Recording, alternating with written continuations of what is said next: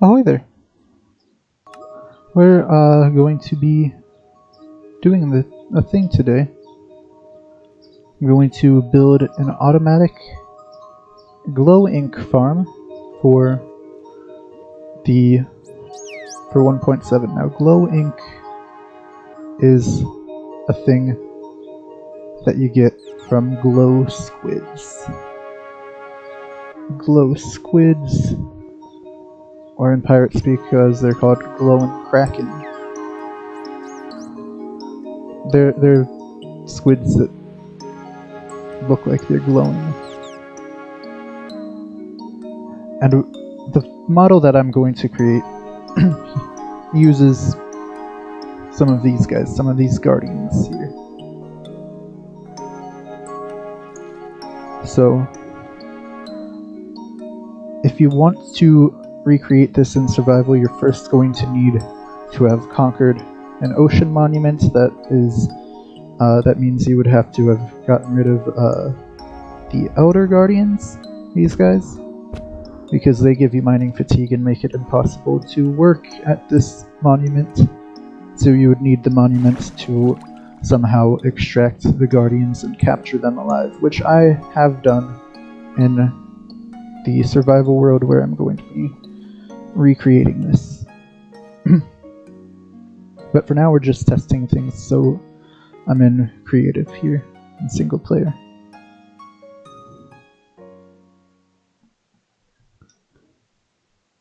So, where I have a jukebox playing, just as some light BGM. So anyway, let's find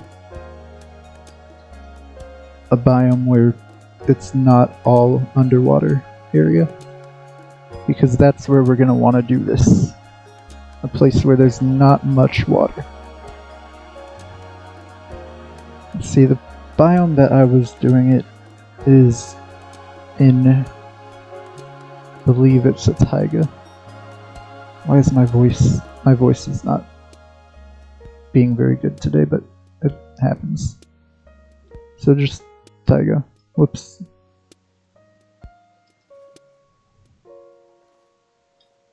There we go. So we're gonna go there and test this here.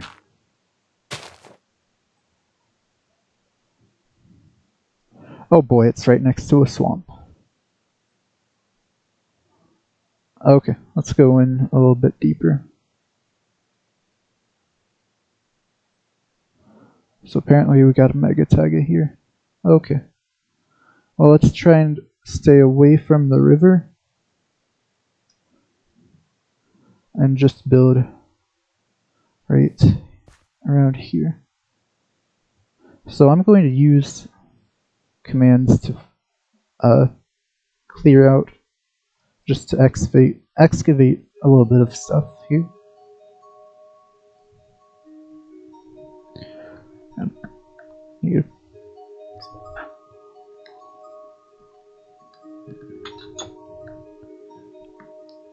This is all. I'm going to end up recreating this in survival mode, but just for now I'm using commands to make it a lot easier. So let's fill from this jukebox.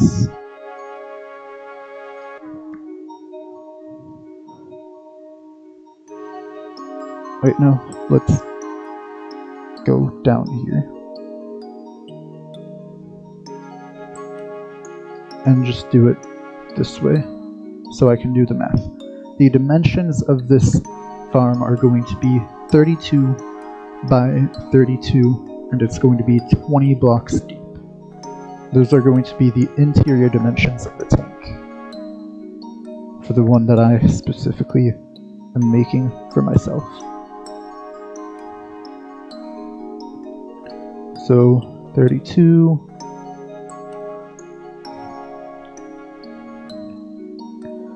This is just going to fill out the area on top with air.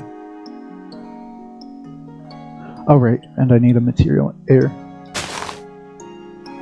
Okay, so we've excavated this area.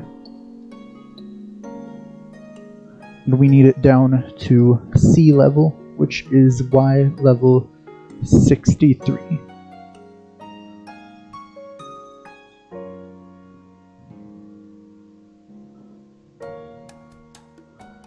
So down to there, and this is where we're going to begin building.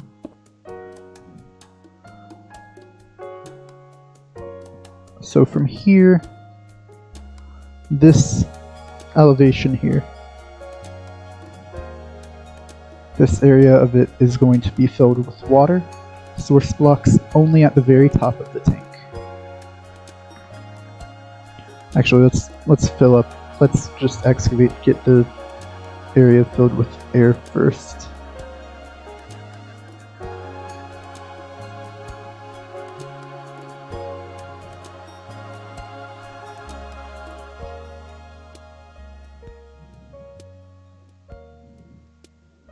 And now we'll go from here. Go up 20. And also go up 20 from here. And fill it with water.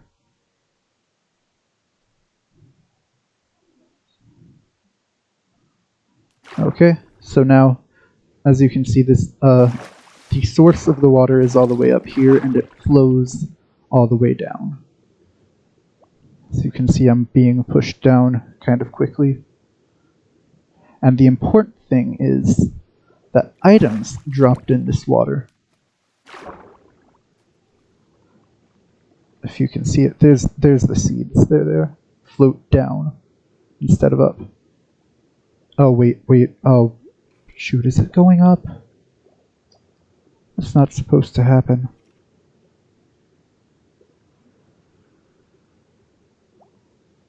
It's going back up. The important thing is glow ink. Which the reason we're doing this is to have free infinite glow ink. Glow ink is useful for making signs glow, making them shiny. So there's the item. It's going up to the top. You kidding me?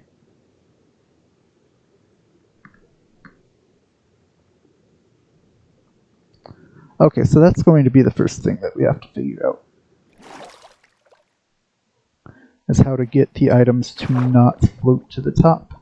How to get the items to go to the bottom. Hey, we spawned an axolotl here. Nice. A little group of them. Let's throw some guardians in here. See, as you can see, they shoot lasers. They shoot freaking laser beams out their eye. At axolotl and squids and glow squids and players. The important part being the axolotl and glow squids, because that is what will spawn in here. Also important is that they shoot players that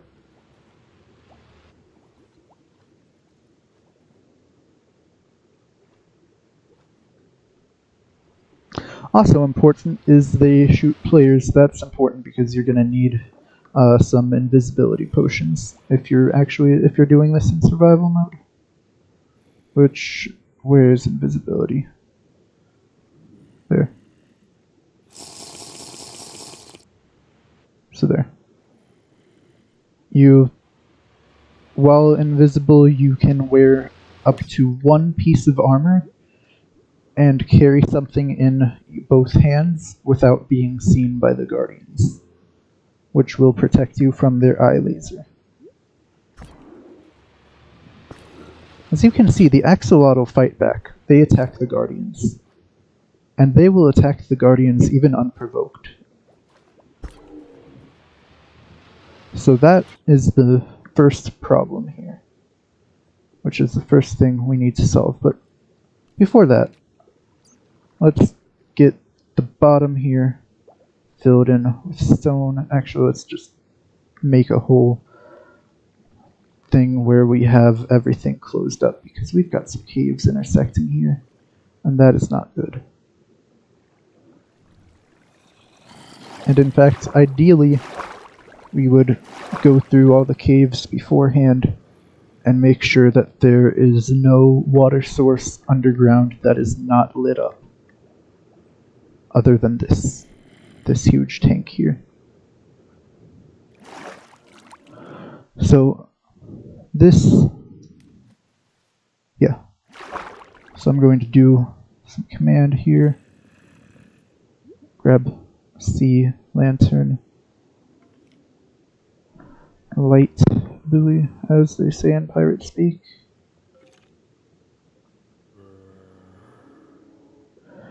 Alright, music. That's right, I was gonna have some music. Wait, no, we had some music. It just the jukebox stopped. There.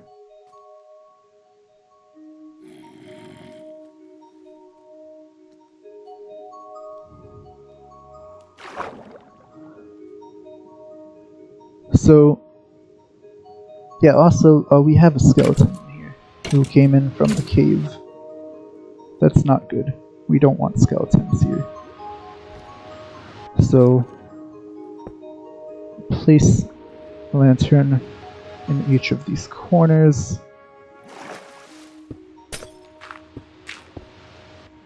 Actually, a little bit into the corners. The reason why I have this as a 32 by 32 interior. Oh, look at that axolotl regenerating its lost limbs. The reason it's a 32 by 32 interior is because Guardian's lasers can reach up to 16 blocks away. And I'm going to have Guardians within the walls on all sides of this thing. So, fill from this block right here to this block right here, and we're going to fill that with stone, just an outline. And then from here to all the way on this side. I've got Optifine, by the way, that's why light is following me when I'm holding a glowing object. So all the way to here. Going to fill. I'm just for demonstration purposes, so we can observe this while testing. I'm going to fill this with tinted glass. Now, in the server that I'm actually going to recreate this on, it's not updated to 1.17 yet, so I'm going to be building this in 1.16.5, so tinted glass does not exist. As you can see, we have a glow squid. It appears to be glowing. And with Optifine, it actually is emitting light, strangely enough. Even though in vanilla Minecraft, just without Optifine, it does not emit light. So something very important for this farm is that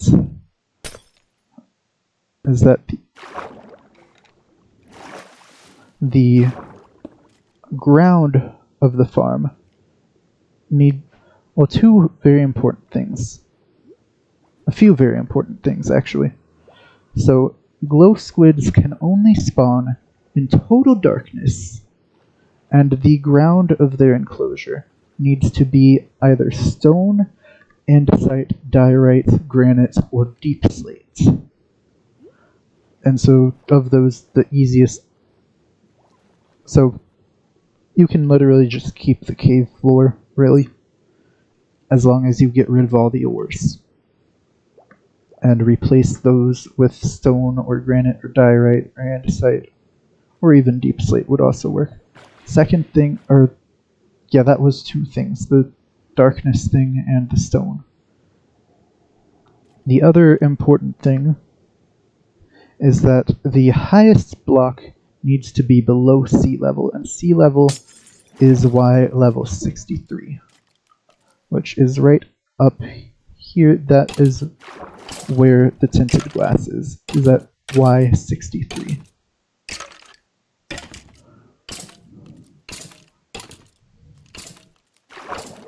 So we have that as a thing. What is that? Oh, that's a prismarine crystal dropped by the Guardians that were slayed by the axolotl. So, as you can see, it would be a problem to just throw a bunch of Guardians inside this tank and expect them to do all the work. So what I'm going to do instead is put Guardians in the walls and expect them to do all the work. Because we need something that will kill not only the glow squids, but also the axolotl, because I believe they have... They actually might have separate mob caps, so it might not hurt to keep the axolotl in here. It might just... This tank itself might already be killing all the glow squids on its own.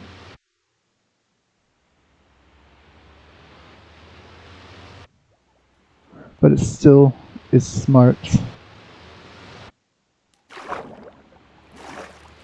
to have something to get rid of the axolotl. I don't know. It might be fine with the axolotl. I just want to use the Guardians, because in this other world, in survival mode, I have turned an ocean monument into a Guardian factory, in which I capture live Guardians in minecarts and ship them out to other places to be used for security and industrial purposes such as this.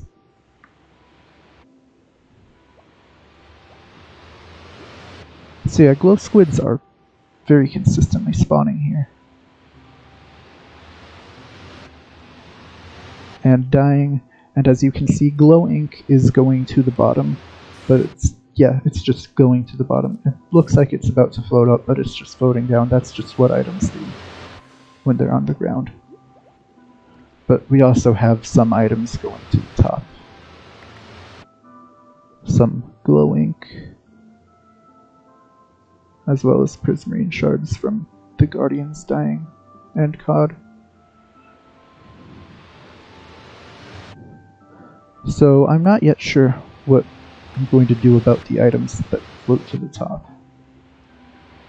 But I do know that there is something I can do about the items that float to the bottom, such as this glow ink, which appears to be emitting light, but it's not actually changing the light level here for the purposes of spawning things.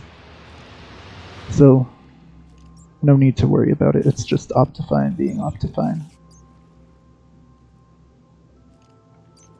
So these on the ground, I can do something about those. And what I'm going to do about that is dig down a little lower, put a light source, close the ceiling back up, and I am going to fill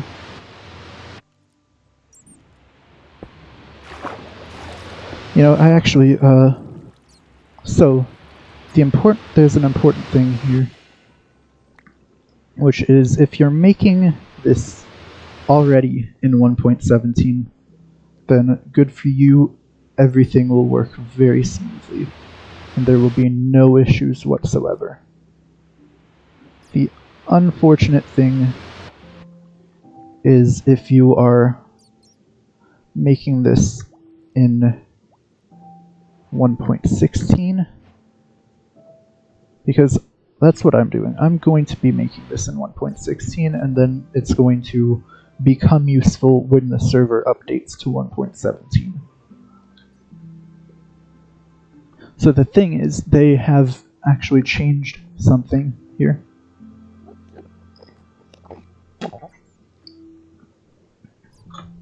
They have changed something with rails and minecarts,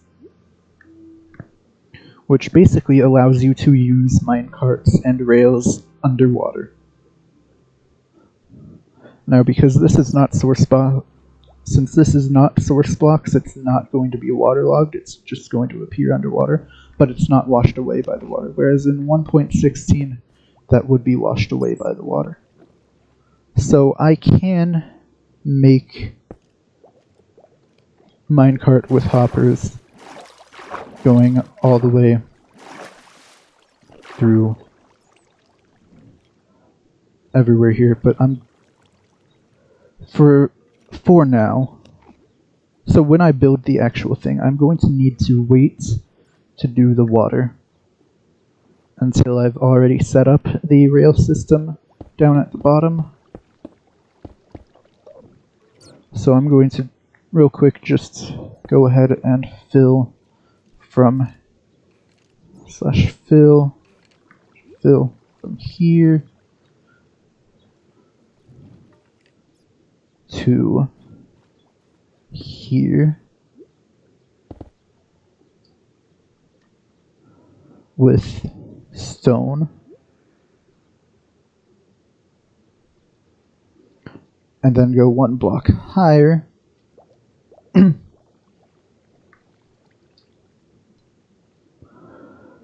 and fill that with air.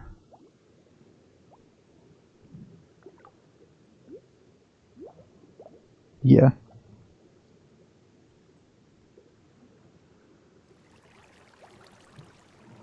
And now I'm going to go into the swimming animation to go prone under here to do this work,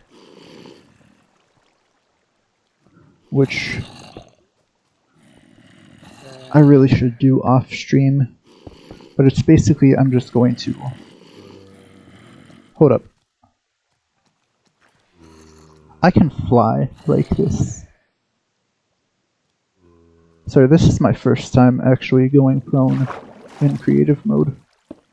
I was not aware that I could just suddenly fly while laying down. I can't sprint while flying like this, but I can fly. Look at me flying. Okay, well, that's an Enderman. For a second I thought that was a dragon head, but it's an Enderman. So I'm just putting stuff here. I uncrouched. Whoops.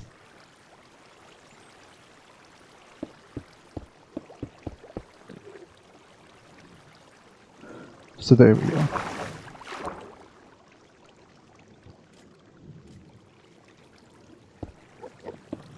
So I'm just going to show a little bit of an example here. And get a minecart with hopper, second device in a landlubber's boat. Which is kind of ironic because they can be used underwater now. The landlubber's boats can be used underwater. But anyway, we can have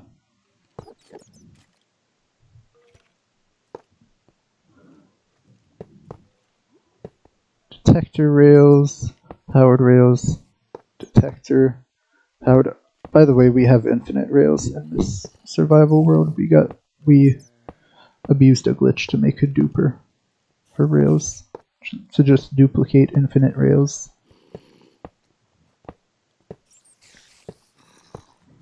So anyway, this is basically where we will harvest the ink.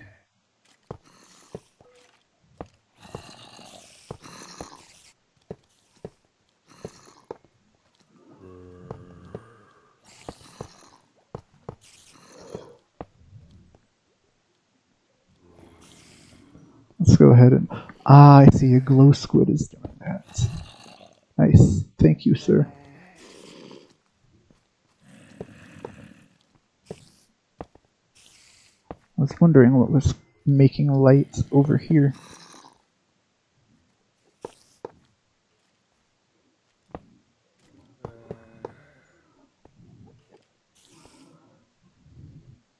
And over here it's going to go up to a chest or something. I don't know. Probably a chest.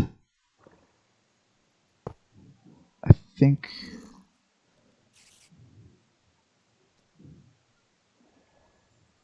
This is how it goes. And there's some sort of redstone contraption you can make that can detect some sort of redstone contraption that can detect if the hopper minecart is putting things into a chest, which actually I'll go ahead and just put, like, I think a hopper right there. Put a chest under it.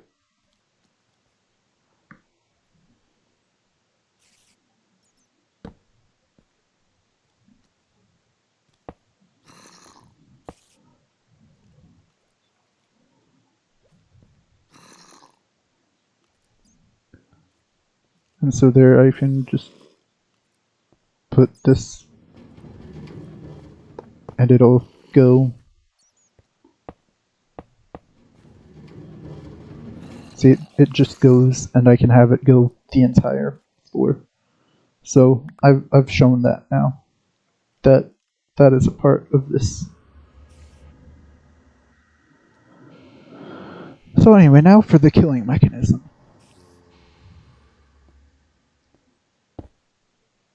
We're going to go not so much inside of the tank as much as where I am right now. I'm gonna go about halfway. So the top here, this is, oh boy, I'm not, okay, I can see now. I need to just put this in my offhand. There. I always have light on me right now. That makes it easy to see. So this right there is Y level 61. So down to Y level 51. Start that.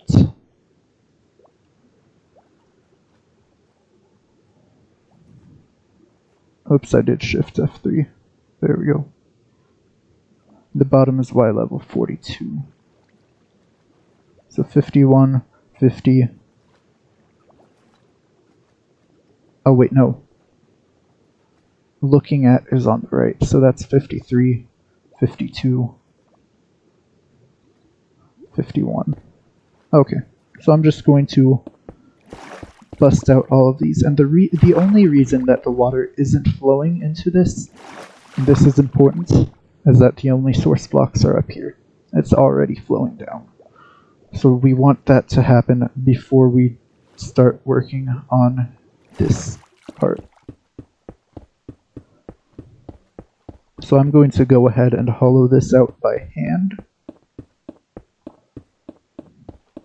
Now this area is not, I'm not going to put anything in this layer. I'm going to put a second layer, just one block there, that will house the guardians in minecarts, because that's how I capture them. I capture them in minecarts. And I will actually, I may as well show you. So here, detector, powered. Let's go ahead and just push this minecart. And now it's moving back and forth. And I spawn a guardian. If it goes on the rail, that didn't work, but it normally works. You can just capture guardians in minecarts. There, it's in the minecart. And now it's on the rail. Anyway. It's in the water now.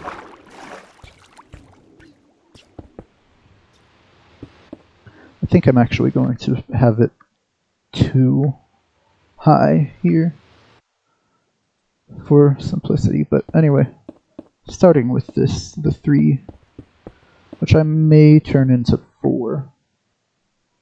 I may turn this into 4 so that the axolotls cannot climb up to attack the guardians. So an axolotl that sees the guardians might try and swim out here and attack them, but it's going to fall right here. Hopefully. Or here, even better, and not be able to reach the guardians. Although if it lands right here, hopefully the guardians will have killed it before it gets to them. Anyway, continuing with the digging.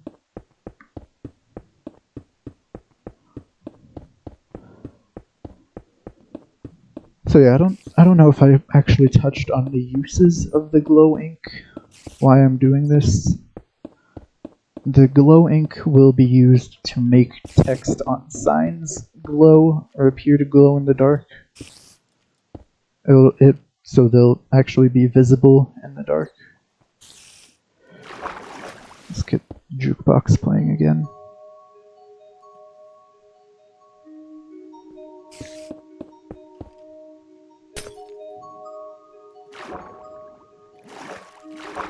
And let's go to this corner and fill it back in with stone. Another corner as well.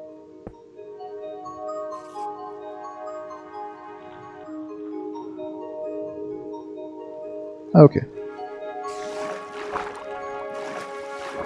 I wonder if can I actually get an axolotl on a lead?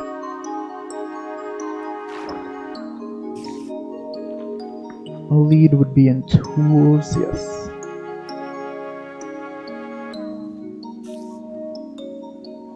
Hello?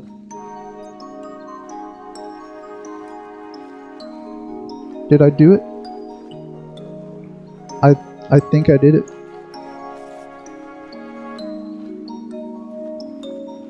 So the jukebox is up here. And yep, I've got an axolotl on a leash. It's acting like it's swimming around, but it's on land. It's moving as fast as if it were swimming. But it's not swimming. I think I found a bug. Okay, well, this is a thing. Okay.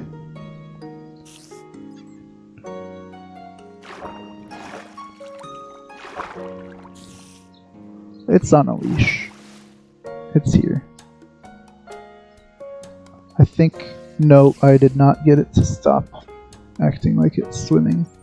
At least I think I got it disconnected now because it just went too far. Anyway, back to the thing. Glow ink can be used to make signs glow so they can be read in the dark. It can be used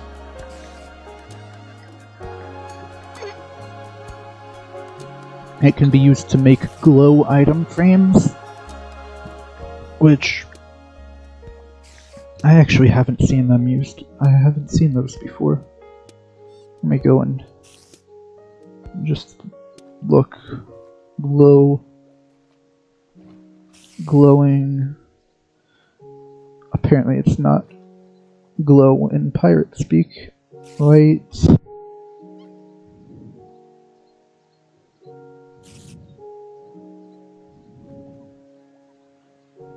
Shinin'. Yep, shinin' frame for treasure. Okay. Let's just put it there. Let's see. And it's just...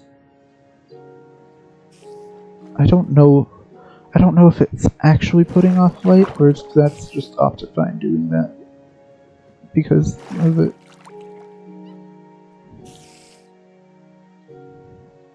But Yeah, it can be seen in the dark pretty easily, and it's pretty fancy. You can put things on it, display something proudly. That's a nice thing to have. But the main use is it's on a big multiplayer server. Well, actually not huge, but it's a comfy size. But the civilization on that server is huge. We have a nation of multiple cities spanning only about 4 kilometers, but it's a lot of cities. There's like 20 cities there in that small area. And in that area there's a lot of signs, so building this glow ink farm will help us light up those signs pretty quickly. Especially if we have the farm already built before the glow squids can spawn there.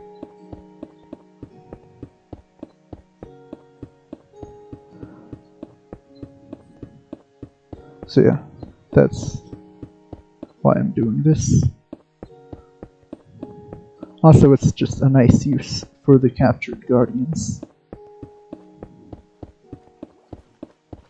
If you're worried about the guardians despawning, they cannot despawn if they have been captured in a minecart. There are 3 things that can prevent mobs from despawning naturally, and those things are being named, being captured in a minecart, or being captured in a boat. And even if you release them from the minecart or boat, they still won't despawn. So, we're not getting anything spawning in here for now because we are so close to this. We are actually within it. Things only spawn a certain distance away from the player, if I recall correctly.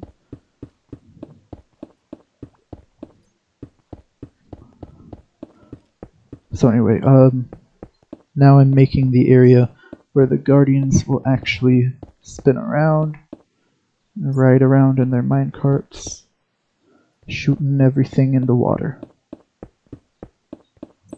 Just digging that area out. You know what? I can slash fill it. Slash fill from here, which I'm actually going to replace with the light blue.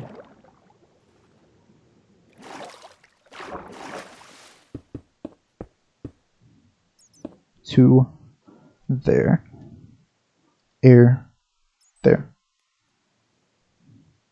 Yeah, that's one of the cool things about testing in a creative mode world with cheats, is you can get things done a lot faster to see if they work before you spend a whole bunch of time trying to make them in survival mode.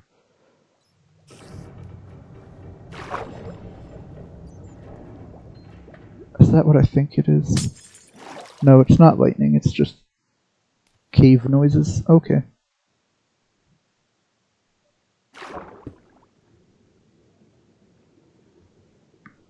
Let's get a jukebox going again.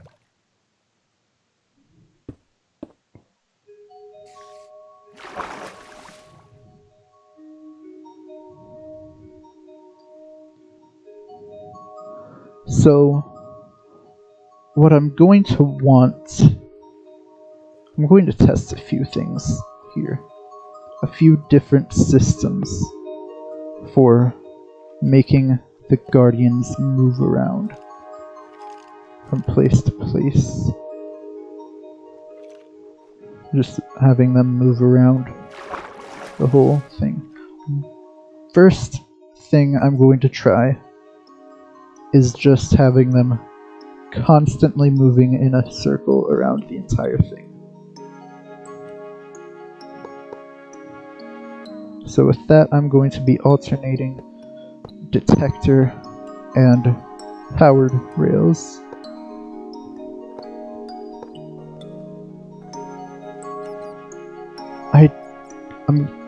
I'm going to have to watch the replay on this just real quick, whether that axolotl landed on the top or bottom.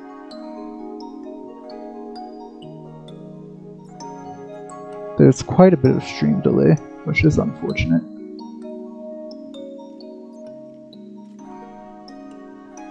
I'm watching. It landed on the top. Okay. So that means that they can just go straight for the Guardians. Just completely bypass this gap here. Which either means that I should move the Guardians back again, but that would prevent them from reaching the center. So, better thing would be to move the stone, to move the walls inward.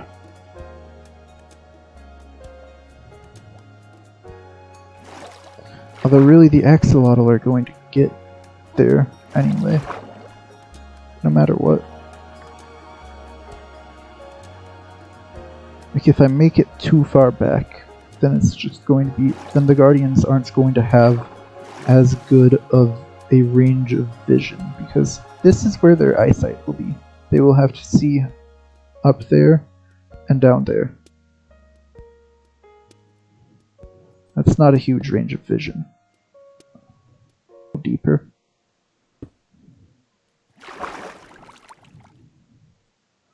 Over there.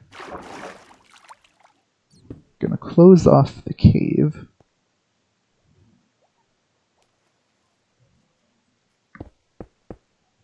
So make this deeper and then I'll get the rails worked on.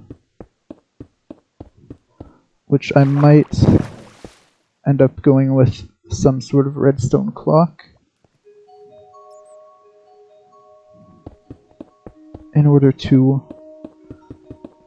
stop the rails and then start them up again at some points.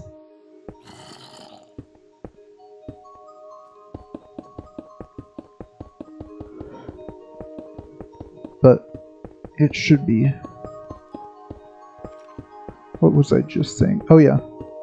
So stop the rails and start them up on a timer so that they can get a stable position for firing at creatures in here, but so that they can move in time to avoid any axolotl attack.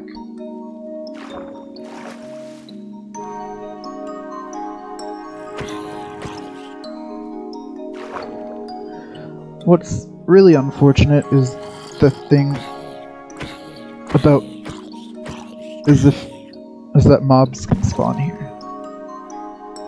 So that actually is going to be an important factor, an important reason as to why we need the rails to be up higher so that mobs can't jump up onto them and interfere with the Guardians.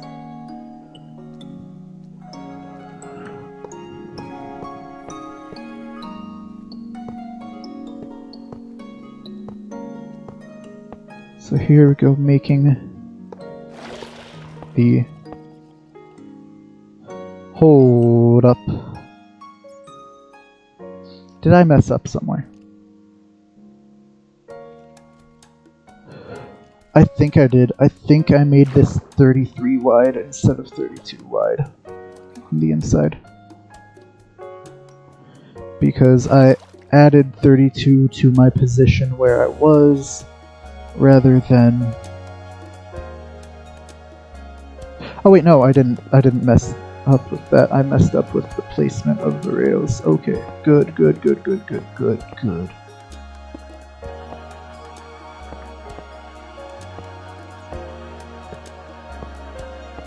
That can be fixed a lot more easily at this point.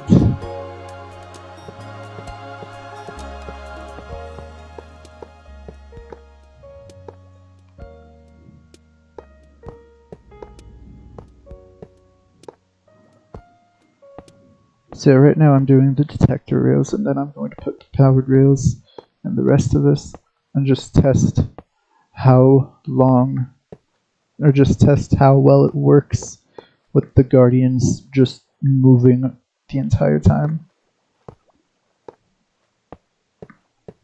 Like clockwise or something.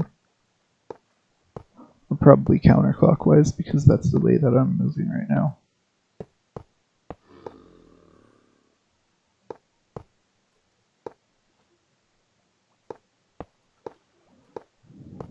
There we go. Yeah, I keep messing up with the rail placement.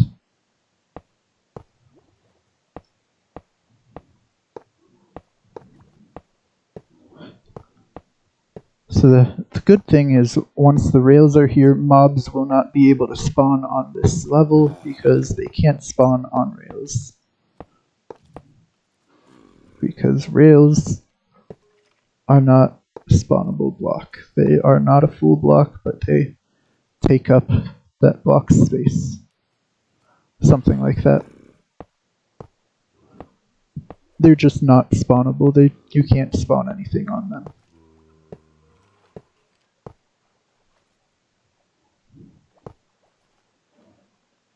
Okay, so we've got rails there, putting rails here. Skeleton, get out of here. Yeah, so like that skeleton spawned where there was no rail. It did not spawn on the rail itself.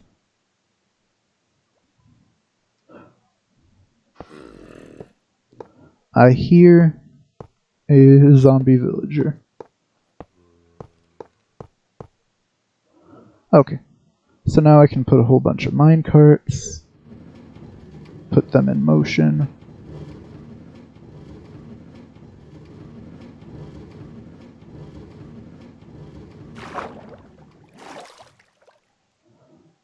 Wait for them to come back around.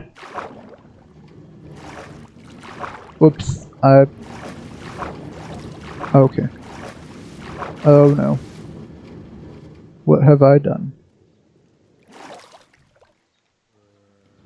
Okay. It's not bad. It's fixed. Oh no. Whoops.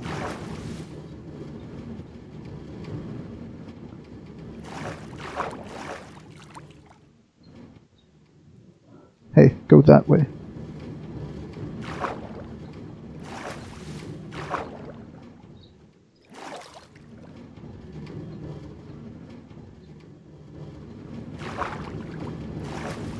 Okay.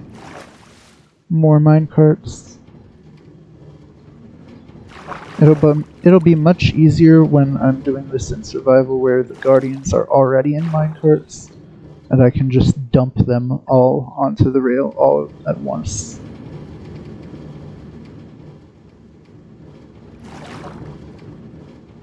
Anyway, now is when I spawn the guardians right in front of the minecarts to be captured.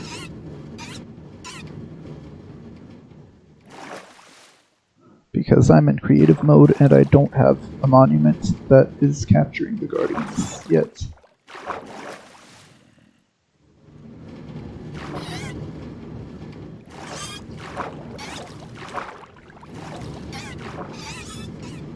Okay.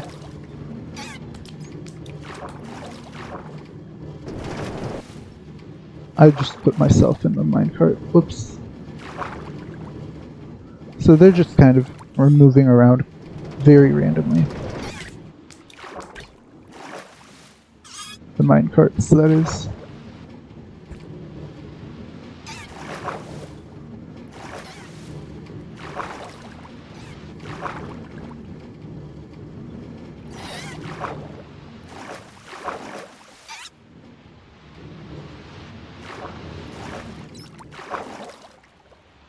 So we've got glow squid spawning.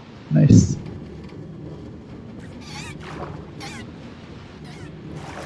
Okay, guardian in here. Ugh. Okay.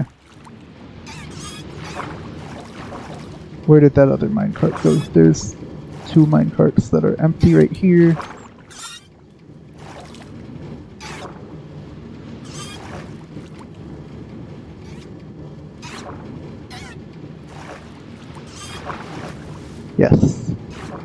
So it looks like we have... Oh, there's one more.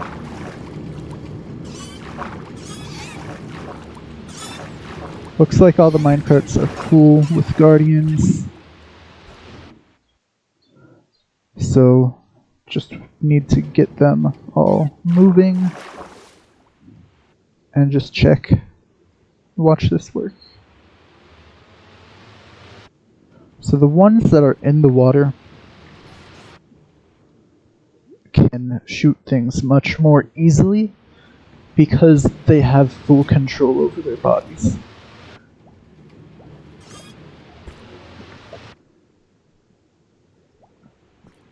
However, because they remain stationary while shooting their lasers, the axolotl can go up and attack them and kill them, like the one that I'm holding right here in my mouse cursor.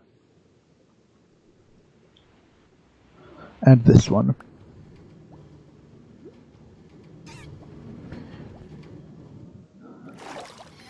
In fact, I've just tested because when I read the update notes about axolotl, about where they spawn and what they do, that they attack other aquatic mobs, targeting hostile ones first, my immediate thought was that ocean monuments would not be as much of a challenge anymore. My fear was that axolotl would slay the Elder Guardians on their own before the player gets to. And so I didn't actually test to see if axolotl could spawn inside ocean monuments, let alone in the Elder Guardian rooms, but some of them are super dark, so they probably could.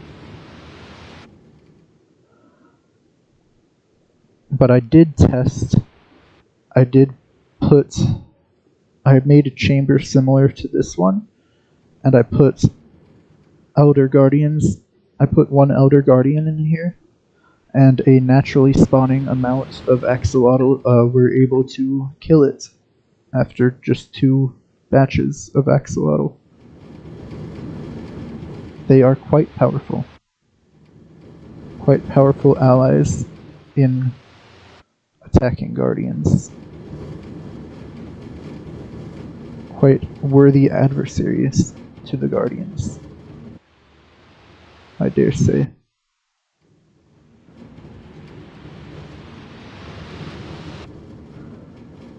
Which is why this farm is important, that it works the way it does.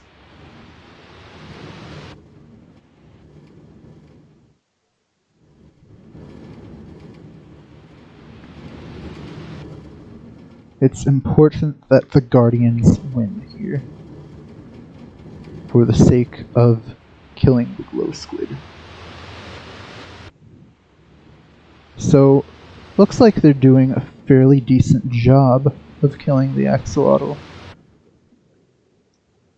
as they are. But the thing is, if they don't all gang up on it, and multiple of them, if they don't have multiple shooting at the same axolotl at the same time,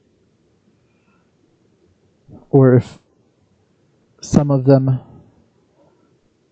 move out of range before they can actually hurt the axolotl, then the axolotl can just regen its health. Because that's something that they do. See, it got hit, it's playing dead, and it got regeneration. So it gained its health back. So let's go ahead and watch it. Watch it move around, schmoovin', groovin'.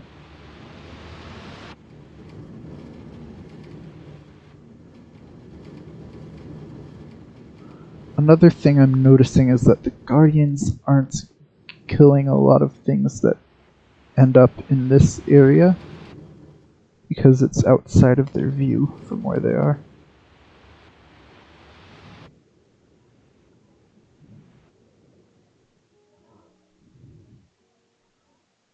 So I might need to correct something.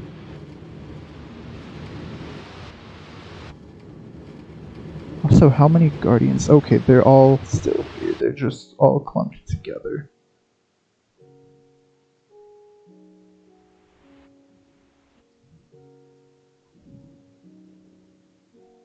Okay.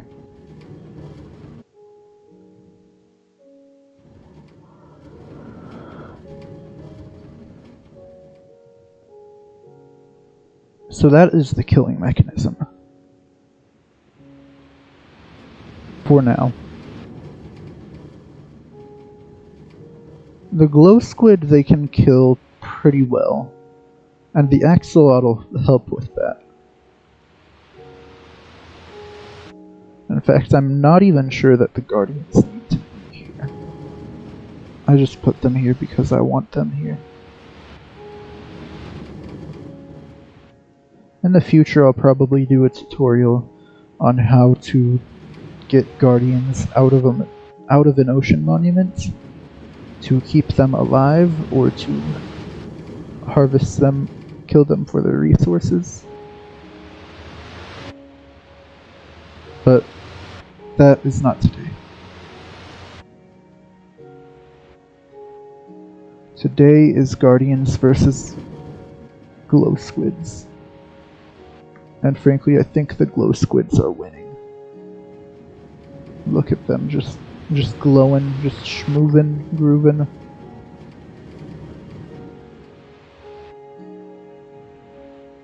This axolotl is just, it's playing dead because it got shot. And now what's it doing? What's he gonna do?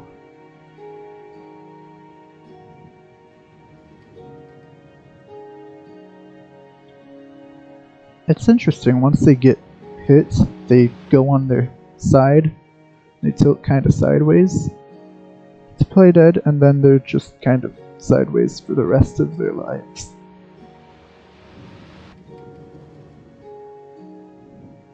So the Guardians have a hard time killing the axolotl. The glow squids are no problem. They die easy.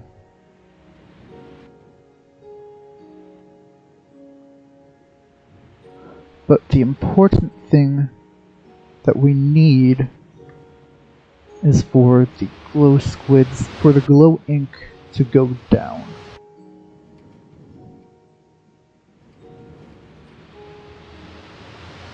Oh hey, look at that. A glow squid just suffocated over here. So this is a point where it looks like we're gonna need some hoppers as the lower layer of this area.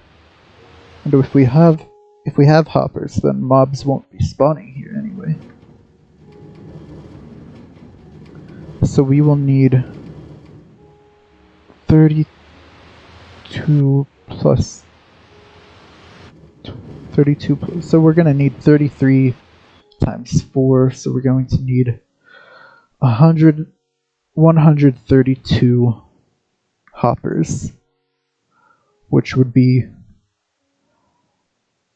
132 hoppers would be, I need to math this, hang on. 132 times 5, that would be 660 iron ingots, which would be a little over 73 iron blocks, in order to just get the hoppers to cover this entire area. So not going to actually put iron blocks here, I'm putting hoppers there.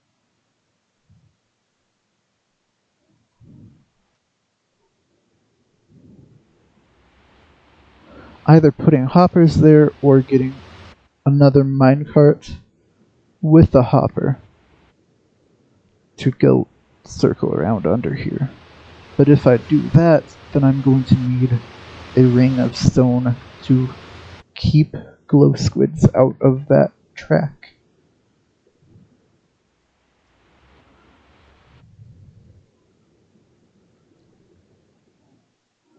But yeah.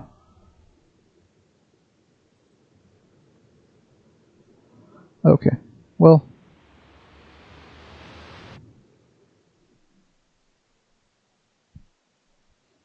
it's not even 2 stacks of iron blocks. I think we can do this. I think we can get that easy. We have lots of iron farms on the server where this is happening.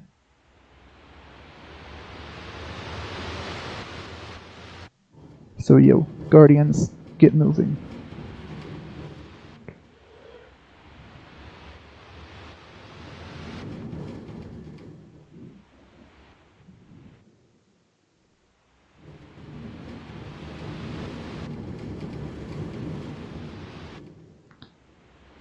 Yeah, the reason they're having trouble with keeping up with the axolotl is because the axolotl are moving.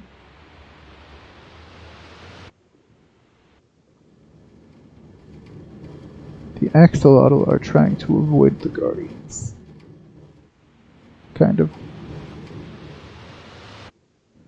Or actually, I think they might be trying to chase them, but they can't chase them because they're just out of the water. I don't think they attack anything that's out of the water. Oh hey look, it's out of the water. Maybe it tried to attack.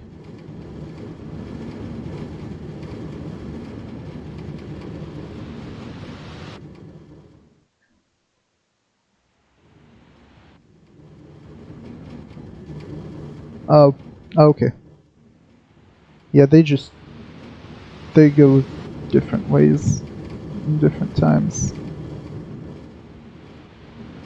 Whoops. Whoops.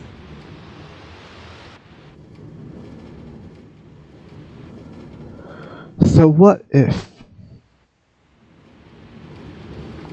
I go and change how these rails work? Going to get a lever and get rid of that chest for now. You go with them.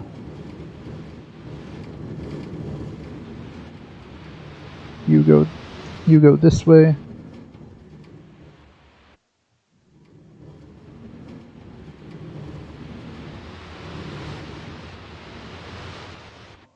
Okay. So now anytime they hit one of these, they will bounce back. Let's wait until we get at least 2 Guardians over there.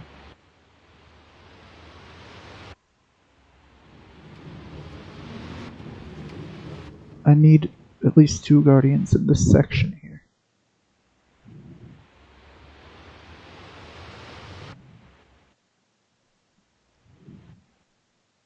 You know what? I don't need them. I can spawn them. This is creative mode. Whoops. Alright. Let's get the minecart back.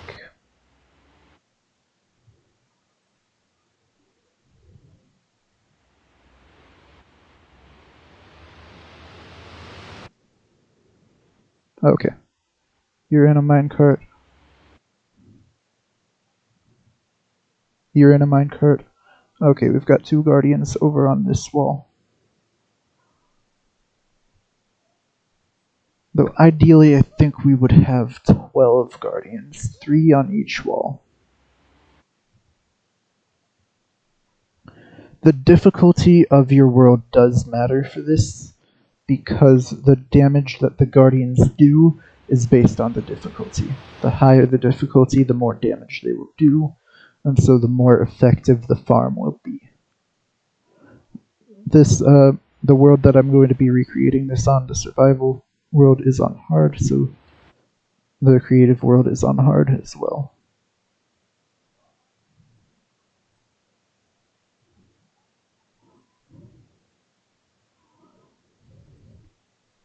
So I have 3 guardians on that section. Let's push you. Go, go, go. Fine.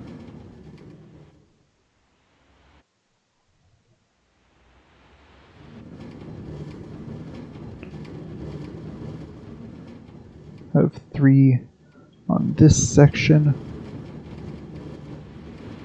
And these guys are getting stuck in the wall and suffocating. Okay, I think I have 4 on this section now. Yeah, that's 4. Oh well. It's not really a big deal if there's more. But that guy is dead. I'm surprised he's not dead, actually.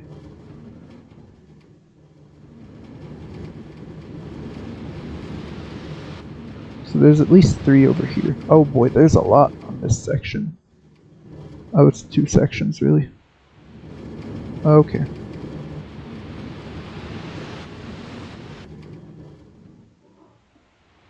Let's kind of split this area in half. So there's 2 there.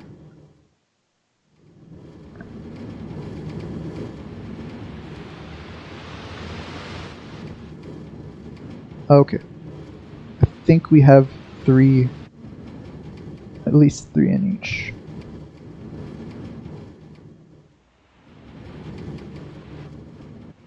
Yeah, that's 3 guardians there. And this is a lot of guardians here. That's like, let's count 1, 2, 3, 4, 5, 6. Yeah, that's 6 guardians on this one stretch, this one area. So I think I'll actually set a few free.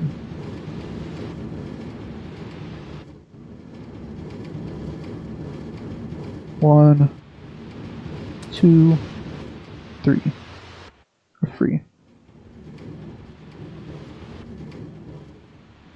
So now we have 3 guardians on each wall. This is like the bare minimum that I'm comfortable with. And we have 3 just roaming in the middle, and they are bound to die. They are doomed. They cannot defeat all of the axolotl that will spawn here. It's not possible. Anyway, I need to close this up to prevent mob spawns.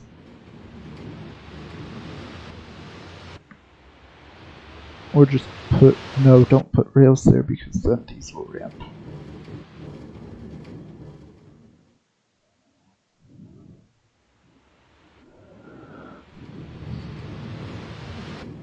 We already have a skeleton. That's more than we need. As far as just random hostile mobs go. What would suck is if a creeper spawned here and I was in survival. Is that a baby axolotl? It is, it's a baby axolotl. And we're going to see it die. Oh, that's so sad. That's so sad. Okay.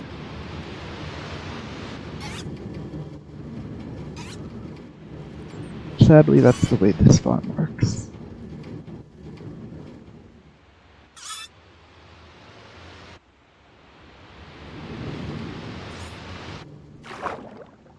So there's a glow squid there. Check around for light. Like there's some glow ink on the ground here. So yeah, now that everything is everything seems to be functional. We've got a skeleton on the floor that just, you know, happens to be here. Wait, is that the glow squid's mouth? That's the glow squid's mouth and butt. Actually, I don't think its butt is there. I think a squid's butt is in one of its tentacles. I'm not sure.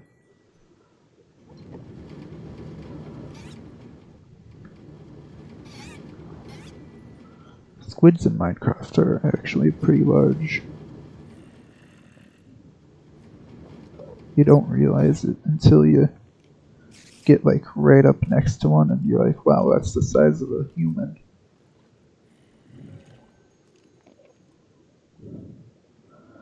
Real squids aren't that large. Why is it still glowing? I thought glow squids were supposed to stop glowing if they get hurt. There it goes. Minecraft said it stopped glowing. But Optifine said, nope, it's a glow squid. It emits light forever.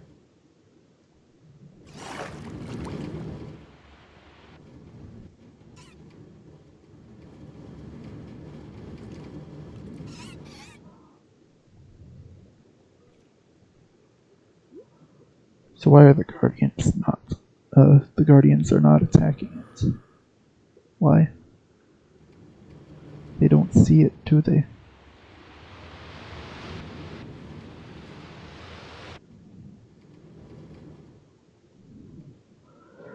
So what we need is either to adjust the path so that it dips down, or to have more Guardians. It's not an issue. The only issue is it will take more time to capture and deliver the Guardians to the location in the survival world. But we can add more Guardians. So there, the axolotl will go attacking the glow squid, and that leads it up to the top where Guardians attack, and it just gets super teamed up on by everything. Let's throw away that for now.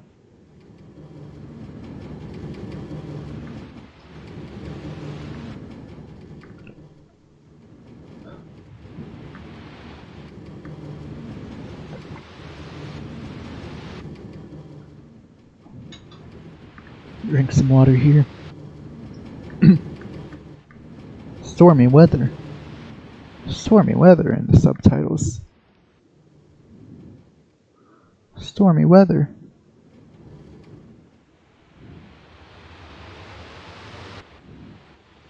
Got 5 glow sacks to the top. Let's see what actually happens if we have hoppers in the top.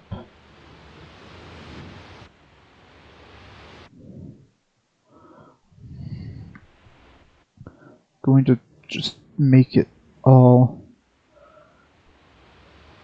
Hold up. That would be 32 squared. 32 squared times 5. Getting the calculator again. 32 squared times 5. Then let's divide that by 9 for the iron blocks. Divide that by 64. So that would be almost 9 stacks of iron blocks if we wanted to turn the entire ceiling or the entire floor into hoppers. It would take 9 stacks of iron blocks, which we have. We actually have it currently available in one of the iron farms, if I recall correctly. But it would be rude to take all that. It would be very rude to take all of it for one farm.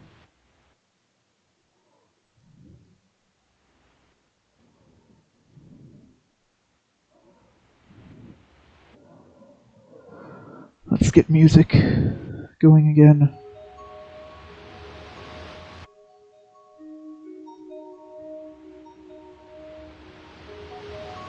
But I'm just curious if hoppers can pick up what you throw beneath them.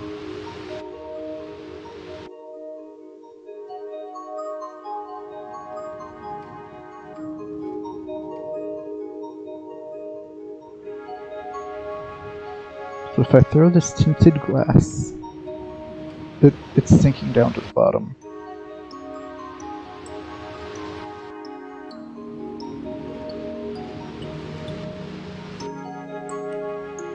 Or is it? It's not in the hopper. I picked it up again. Okay. So if I throw it, it does not go up into the hopper. And then it sinks down. Things seem to float to the surface, while other things sink to the bottom. The water is flowing downward. It's flowing downward because only the top is source blocks. The rest is just not source blocks, it's just flowing. So why would some things float to the top? Also, why is this open? This shouldn't be open.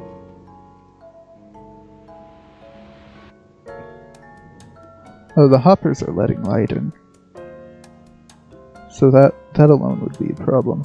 It would be a problem if it weren't for the fact that I excavated this whole area just for show here. The real thing will be completely underground.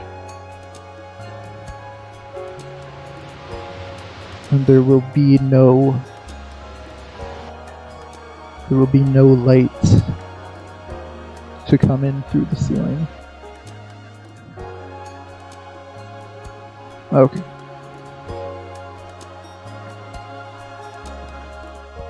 Oh yeah, I don't think I touched on this, but the reason tinted glass works for this, tinted glass is designed to not let in light, but it allows you to see through the glass.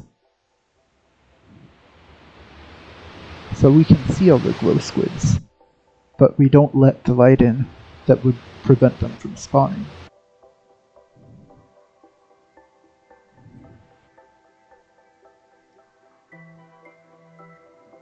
What am I seeing? Oh, okay, that's just the regen effects from an axolotl. Okay.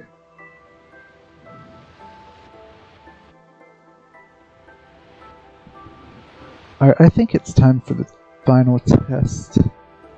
We're going to actually set up the entire harvesting section. Set up the part that actually collects the items in the bottom.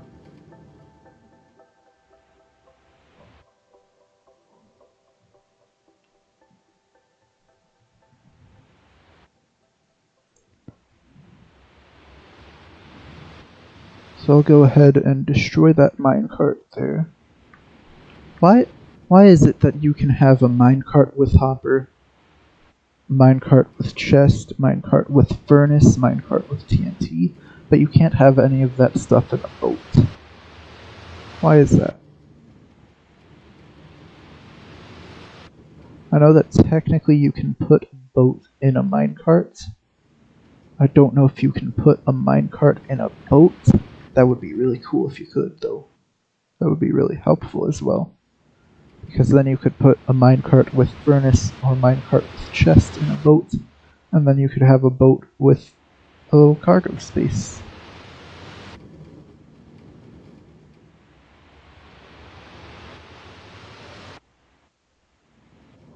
So we get the minecart with the hopper here, and we drop tinted glass. It picks it up, and we push this. It goes, and it comes back, and it goes up there. And now we have the tinted glass. And it also picked up some glow ink.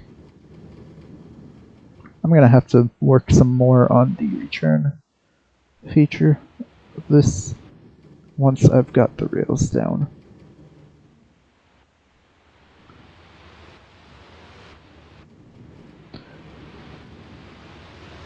Hold up. The default orientation of the rails is that way.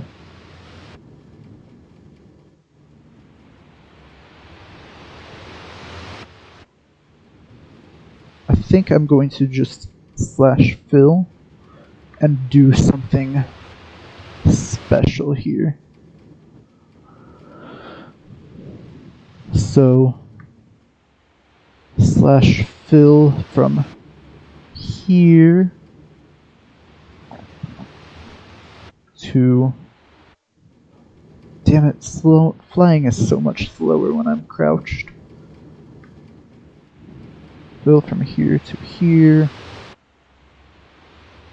with detector rails.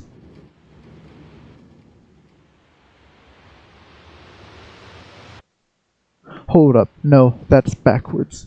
That is the wrong orientation because that is going along with the default orientation, which is what I don't want to go along with. So let's not put it there, let's go to all the way to the opposite corner, way over there, with all these sea lanterns.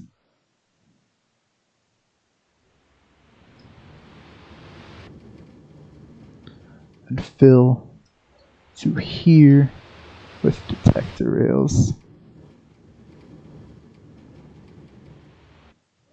Whoops.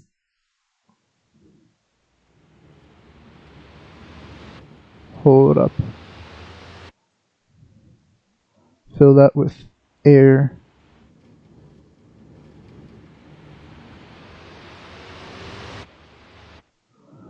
Change the Y value, or not the Y, the Z value of here to match that one, and then do detector rails.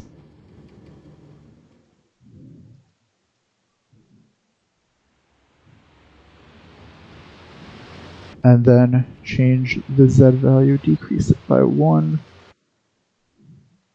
and switch it to powered rails. And this is not going as I was hoping it would.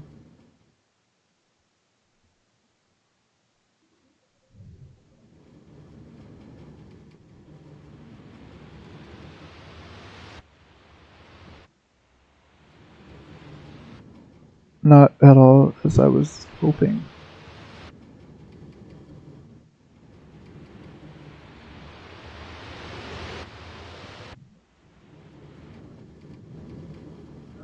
Anyway, so that's going to be powered right there.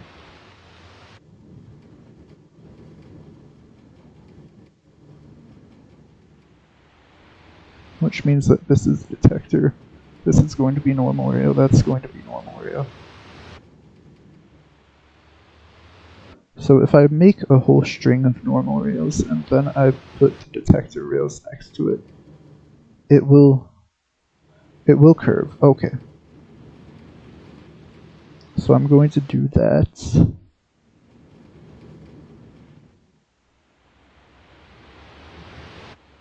Have that whole line of normal rails. That is not what I wanted. I need to do the detector rails from this side, it would seem.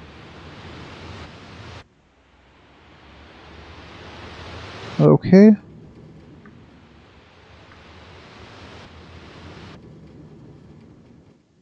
So the cool thing about a minecart with a hopper, as opposed to a regular hopper. Actually, I don't know, maybe a regular hopper does this as well, but minecart with hopper definitely does it, and it's a lot cheaper. As far as having one minecart with a hopper versus a ton of hoppers.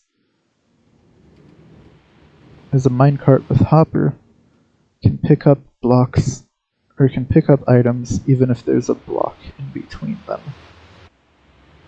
Even if there's a block above the minecart, that is.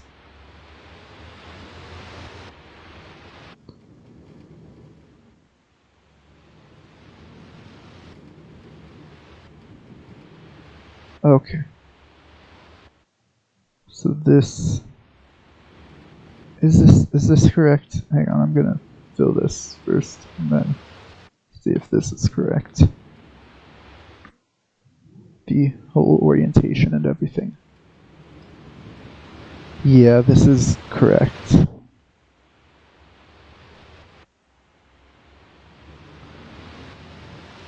I may as well start with the rails here. Let's close that up. Actually, let's close that up with lights and a jukebox.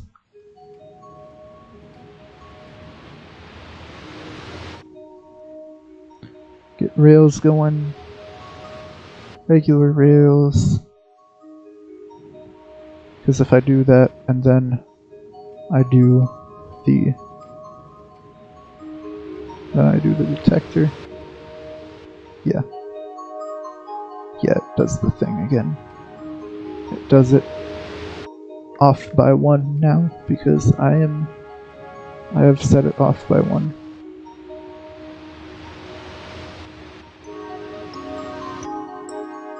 Hold up, the end though, the ending of this should be not that, but this. And it should actually be activated by a lever. I can throw that out for now. Oh yeah, the lightning rod exists now. I still need to test out how exactly that works. See if it interferes with, for example, if it interferes with, what's it called, with lightning, with skeleton horse traps, for example. Because that would be problematic if it does.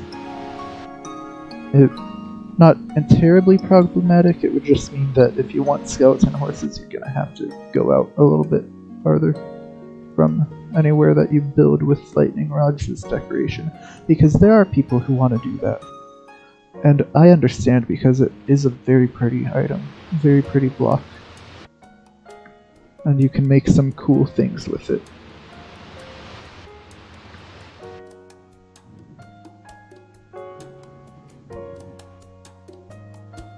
This is a nice music disc, I like it.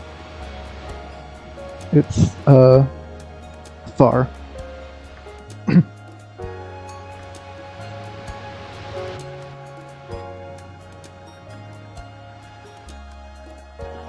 So yeah, we're laying this down.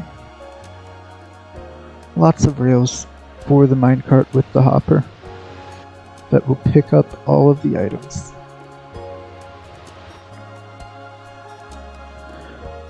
Actually, it would be a good idea to have 2 of these minecarts.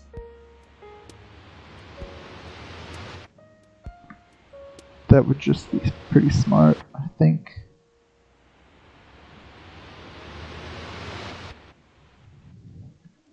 Based on the fact that the Guardians are still firing at something, I would guess that the farm is still working, even when I'm doing all this.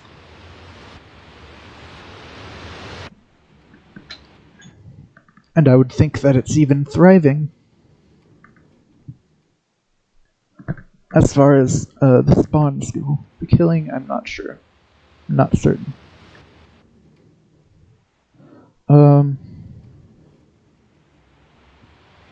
Yeah, let's keep getting this ready. I sure hope this mathematically works out. Let me check. Just to be safe and sure.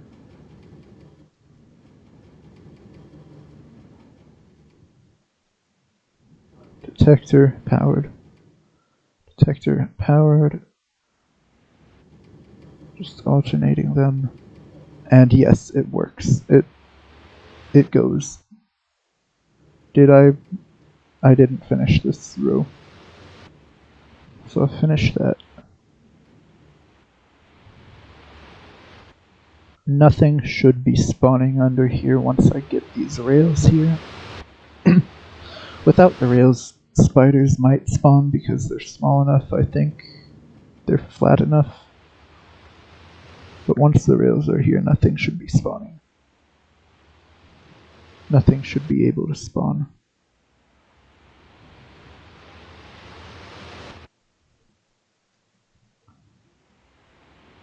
There are probably, there are other ways to get the minecart going, just such as just having this all be powered rails and just putting a couple levers on each set of them. But I like using the detector rails because it's self-sustaining, it's self-powering. Also, we have a duplicator on that for this on the server where I'm going to be doing this. But if you don't have a duplicator, then just go with the powered rail thing, probably. I don't know.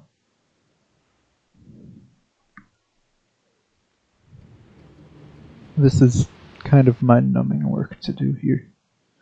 I'll try to put out an edited version of this where it just gets basically the useful information and the demonstration done. I know there are ways to do this that just make the squids just fall and die instantly. Like if you look up Minecraft squid farm, then it'll show you a lot of models that you can easily alter to work for glow squids. I just thought I'd do something original here. Like most models don't even use guardians. There are some models where you just have a bunch of little bits of water and then the squids just kind of like fall out of the sky. But the thing is, that's a little difficult for glow squids because they need stone underneath them. Otherwise, they won't spawn. So, I'm not sure if any of the other models actually would work. I'm just doing this one because I am certain that it works, because I made it. I made a tank and I did a whole bunch of testing to see if it would work before I decided to do the stream. And by before I decided to do this, I mean like last night. I just saw the tentacles of glow squid clipping through the stone.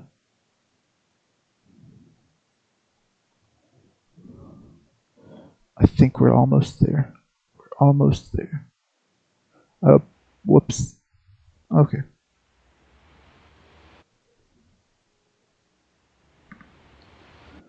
Almost done with this.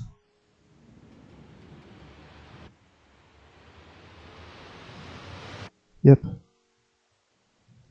Okay.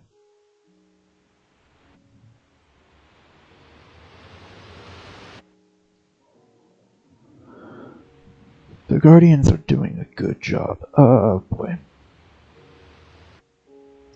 Guardians are one of, if not my favorite mob in the game. Although, I think I really like all the mobs that they added with the new update. All the glow squids, the axolotl, and the goats.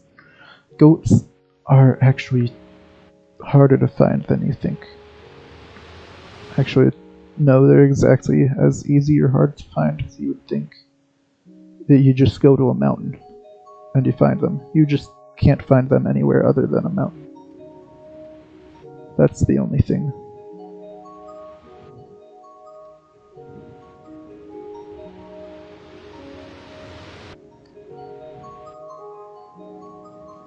But glow squids and axolotl, you can just spawn them like fish. Even though neither of them are technically fish. Axolotl are amphibians, and glow squid are cephalopods. neither of which are technically fish.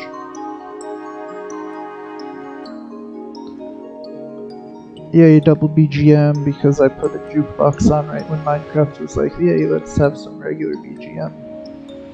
Yay.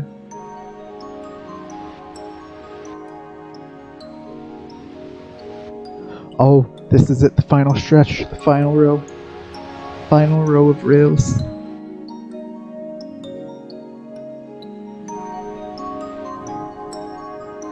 Okay, now let's do this and let's see how fast it can go all the way to the end and back. So let's put it right here. It should be theoretically the fastest that a minecart can possibly go. I need a trapdoor to get me to lay flat again. There. Here it goes. I wonder if it will actually fill up all the way before it comes back. I'm gonna have to stand back a little bit to let it in when it comes back.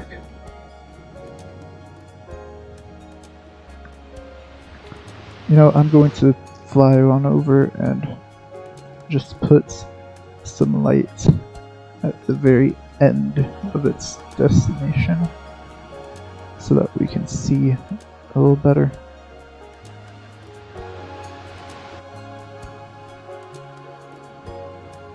Okay, there it goes.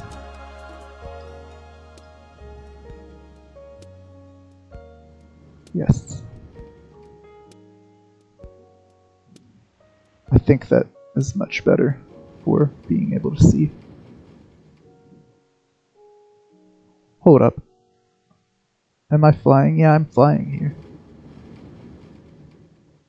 Okay, I'm not flying anymore.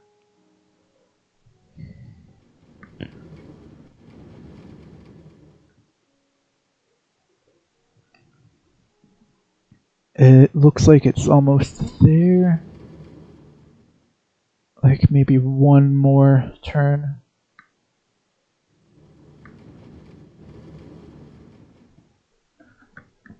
Okay, last turn.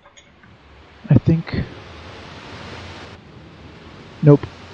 Still got more to go.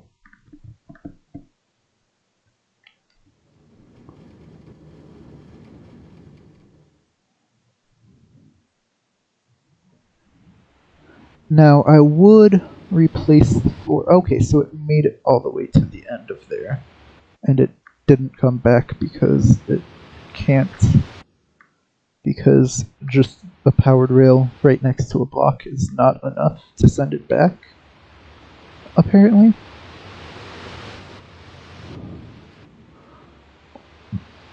So let's send it back manually. And I'm going to fix this so that it actually... hold up, excuse me?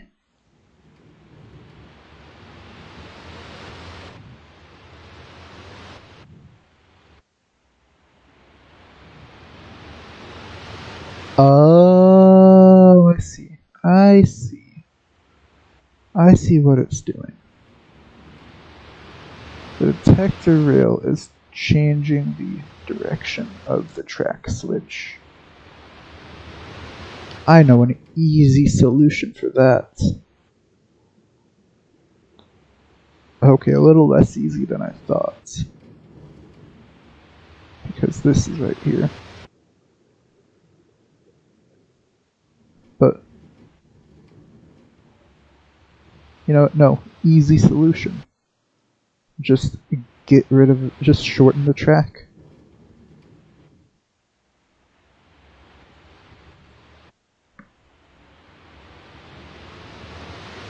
There. Put the lever there. Now it's powering that.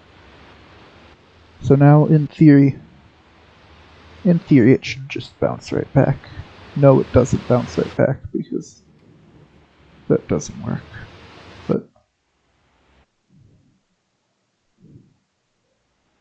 Alright, this one is getting destroyed. So, let's see what I can do here.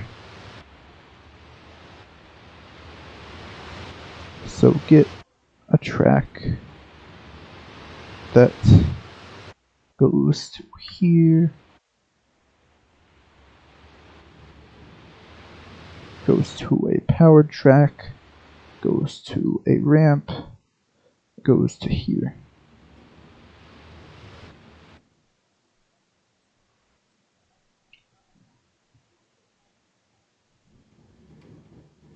And break that, put a block there, and I need to get a trapdoor to put myself downward again. Okay. Oh, hey, that minecart is almost to its destination. At the very, very end. Is the trapdoor down? Is the trapdoor blocking? No, it's not. So let's see how much we got from that trip. 6 glow ink. From what, like... What, like, how long was that? I don't know how long, but, a couple minutes, I think. That took.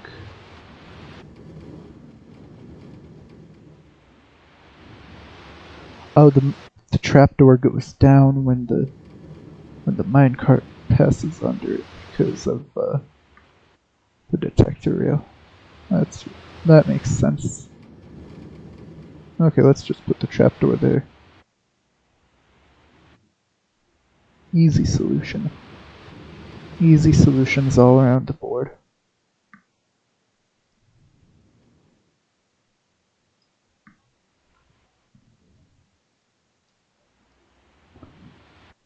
But yeah, ideally there would be 2 minecarts and it would be 2 separate tracks, but we don't need that really. Okay, Google Chrome crashed. It's back.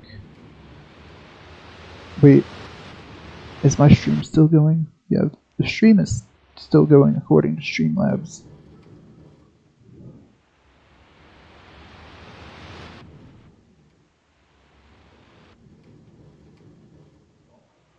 Okay, minecart is going as it's supposed to.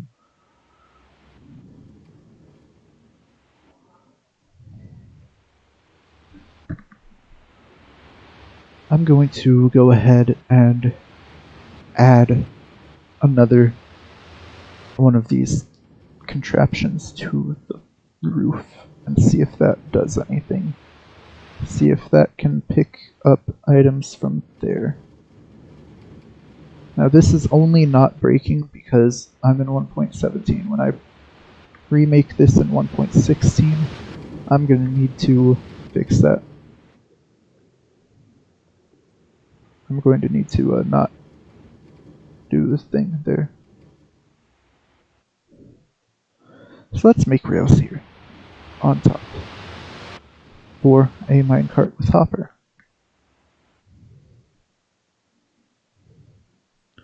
Actually, let's just put a minecart with hopper right there. Then go on down, and drop something upward. And watch it not pick it up. Because it can't pick up things below it. Very much like a normal hopper. Without a minecart.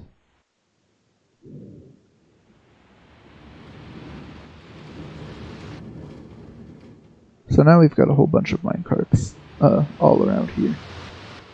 With many purposes.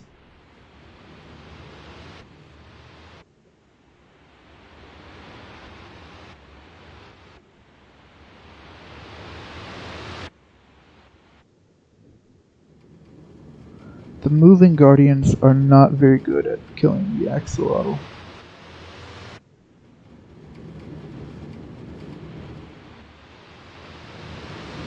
So I think I need to do something to fix their movement. So that they can actually hold still sometimes. Need to set up some sort of redstone clock over, we'll say, try and find the center of this section here.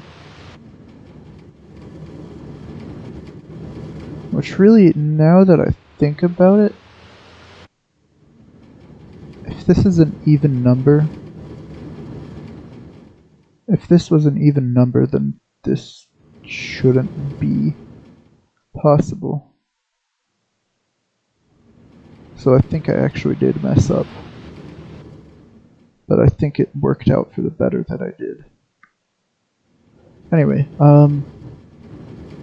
let's make this not spawnable. Because I forgot to do it at some of these, but this one is the one where I did it.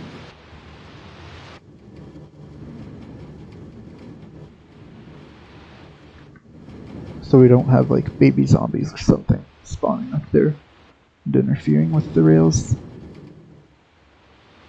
Okay, I think I got them all spawn proofed there.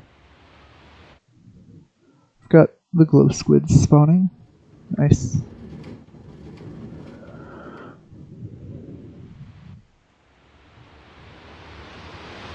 So I've got to find the center here. 1, 2, 3, 4, 5, 6, 7, 8, 9, 10, 11, 12, 13, 14, 15, 16 detector rails. So between number 8 and number 8.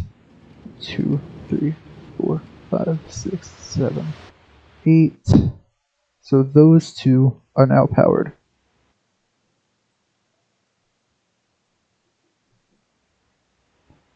Oh, but because there's 3 of them, they continue to power it simply with the detector rails the entire way down.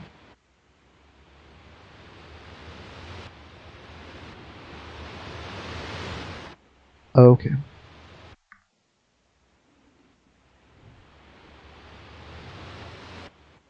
So we need to break more of the detector rails. Okay.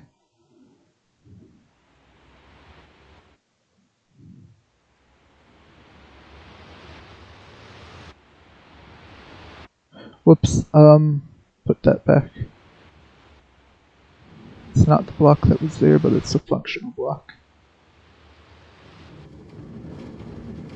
Hold up, that was wrong.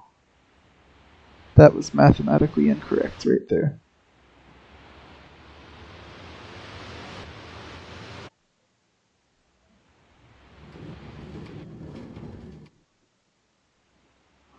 Okay, 3, and then 2, 3.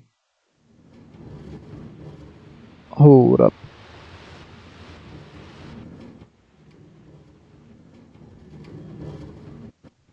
Four, 5, 6, 7, 8, 8, 7, 6, 5, 4, 3, 2, 1. Okay. There we go. Got it right this time.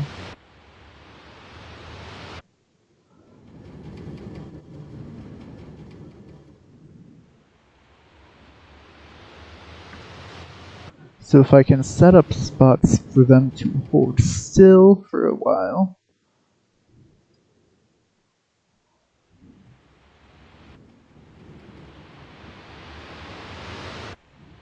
Just set up a redstone clock to alternate all of the rails between being powered and being unpowered. I think that is the ideal circumstance. That is the ideal way to do this. I think.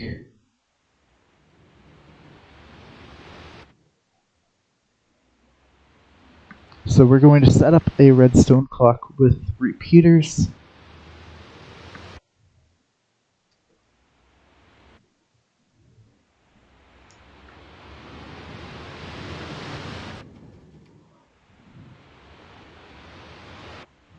Or maybe alternate different sections of the rail for this.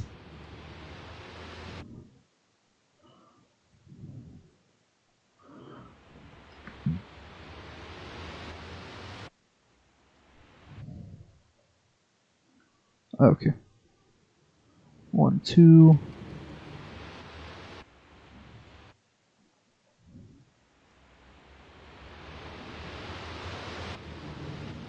And let's undo the levers here. Let's work one group of guardians at a time on this.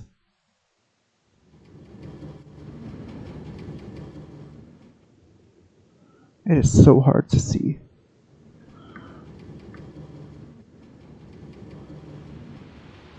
Give night vision for 999,999 seconds.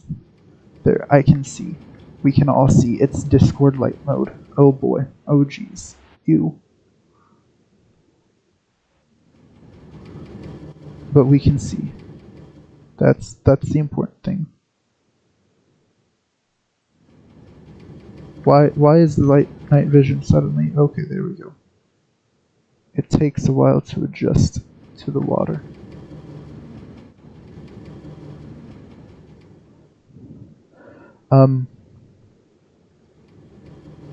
Clear. And let's actually give, instead, let's give conduit power. I feel like that would be better. Yeah. Conduit power and night vision, perhaps? There we go. Yeah, that's nice. So we can see everything. No. Nope, night vision kind of overrides the conduit power, I think.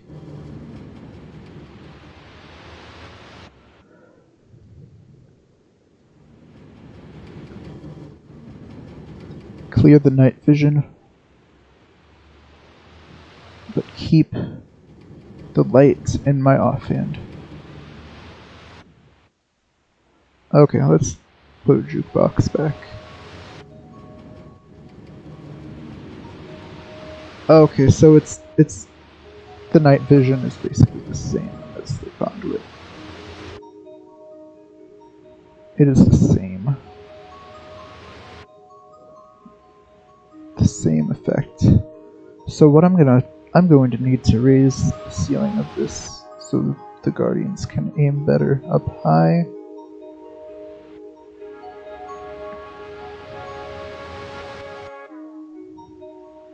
Fill from this jukebox to opposite corner. This jukebox. Air. There.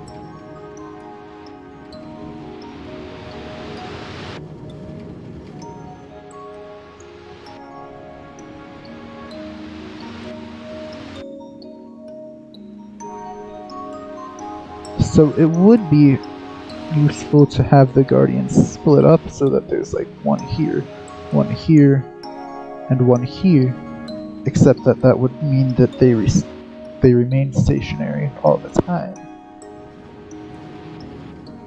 which is less than ideal. It's good for shooting at the axolotl and glow squids, but it's not good for evading the axolotl if the axolotl choose to attack.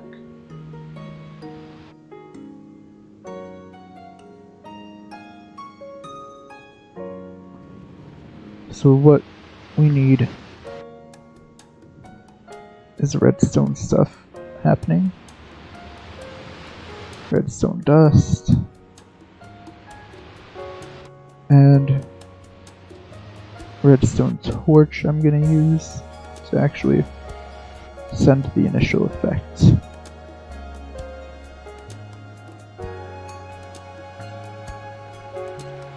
I love axolotl. They're so cute.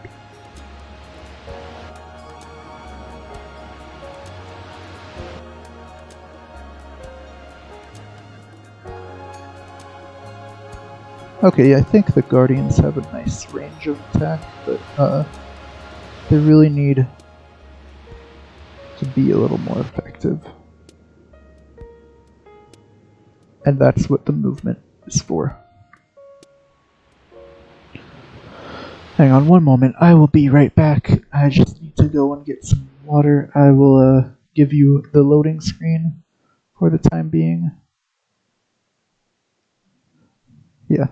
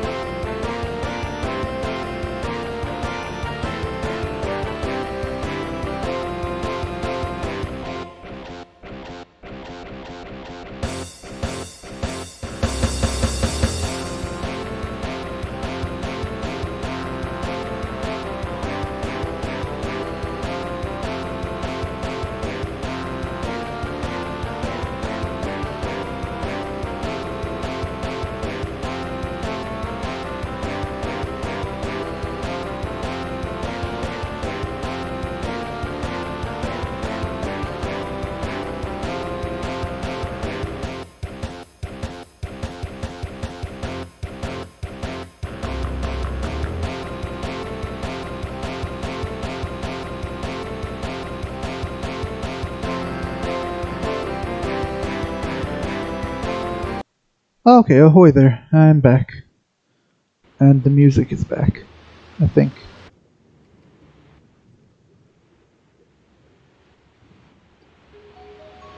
There, it's back. Oh, I should really change the disc, probably. Shanty. Let's go with Mall, perhaps? I think that was a nice one.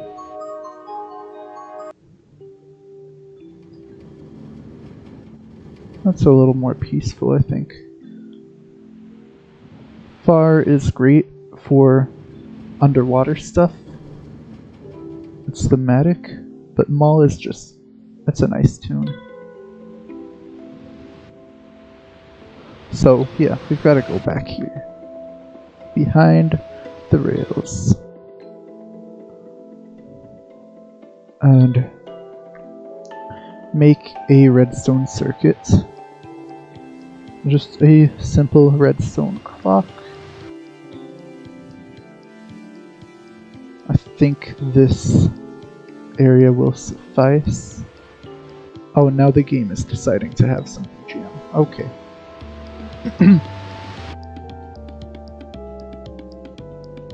So, if I put redstone there,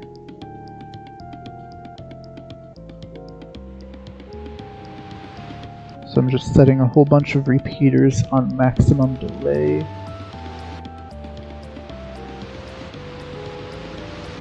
I'm going to hope that this gives the lasers enough time to fire before the Guardians start moving again.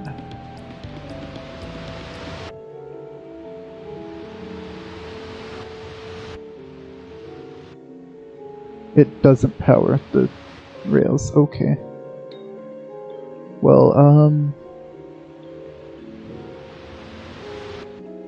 that just means that I need to change how this emits the signal.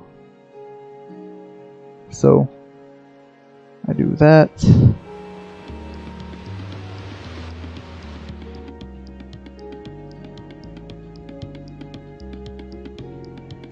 Actually, I need a little bit more.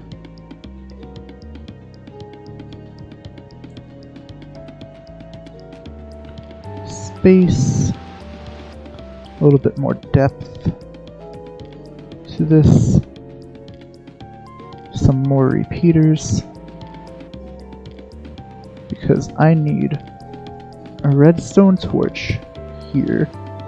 Whoops, I need a redstone torch here, unpowering a redstone torch here. That redstone torch was not doing anything. Okay, I see. So I need to unpower this redstone torch. Oh, the Guardians don't move when this is suddenly powered because there's nothing to push them or anything.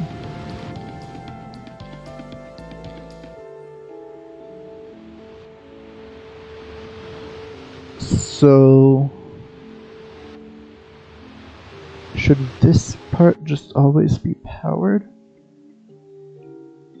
Or what? I don't know. I don't know.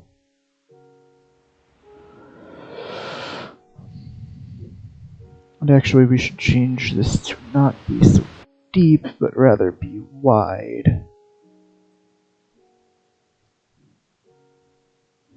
You know what? It was fine when the Guardians were moving 24/7. I just need to remove the redstone torches because they are light sources, and that is not good. Light is not good for this thing. Let's just forget about all this and call it a day.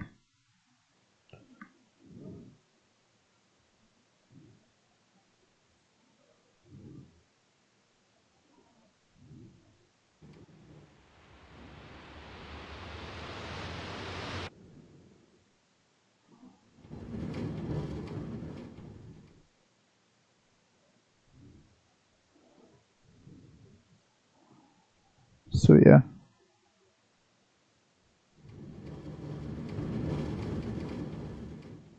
Got that. Good enough.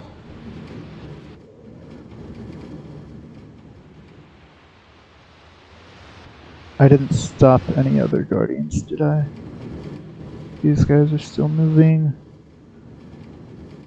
And those guys, I stopped those. Okay.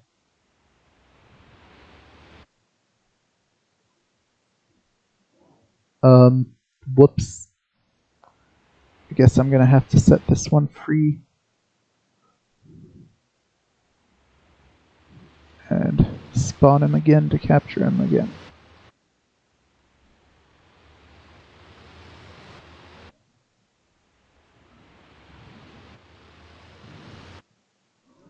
So these guys should be free to move now.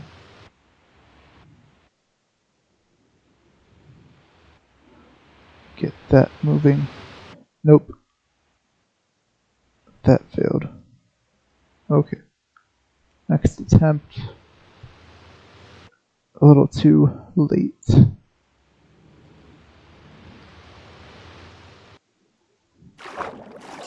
There we go. Perfect. Okay. All the guardians are moving. All 12 or more of them. They're all moving, enjoying their lives. That one is dead. The ones that were freed, of the few that were freed, one of them is dead. And for whatever reason, its item is floating to the top. Why are so many of them? Why are so many items floating to the top? Is it just the difference between when an axolotl kills something and when a guardian kills something? Is that the difference? I feel like that's the difference. Well, let's see. This guardian is going to kill that squid.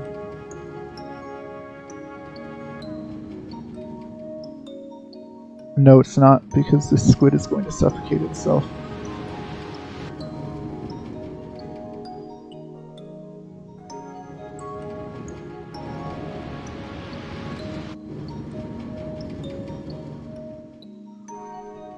It just suffocated itself.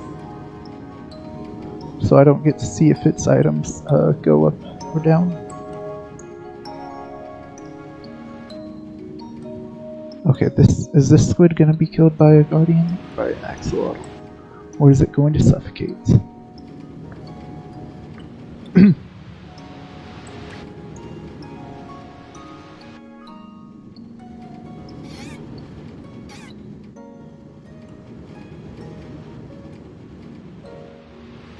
You know what? Maybe I really should just create an area. I think it got killed by an axolotl, and it didn't drop anything. Wait, yes, it did. It dropped to the ground. Let's spawn some. Let's manually spawn some of these glow squids. I'm just messing around at this point, I think. But there we go, glowing Kraken. Oh hey, there's a batch that spawned naturally over there. Let's spawn more. Just to see.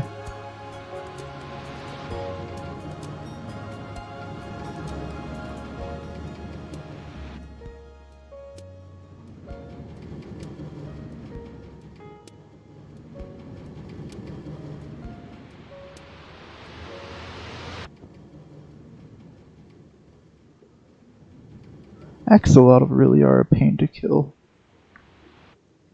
with guardians.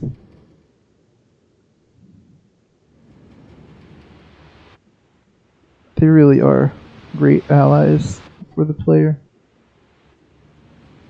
when killing guardians, hunting guardians, I guess. Which is, as the game intended, is for the player to hunt guardians, not use them.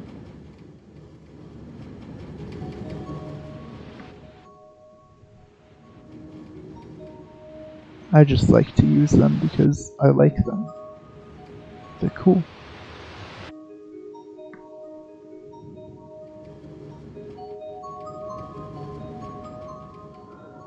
Okay, what if I reduce this a little more?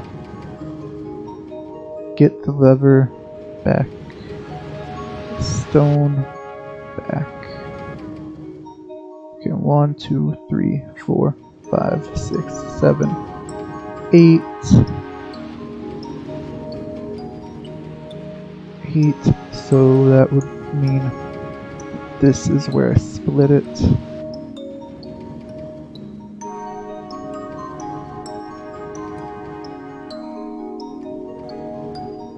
Okay, and I'll go ahead and trap a guardian right there.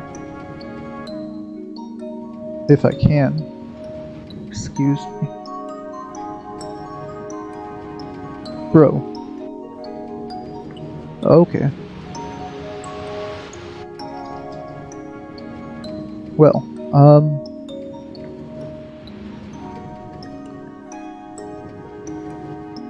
let's try and summon it, I guess. Because in my survival world, they are all in minecarts already.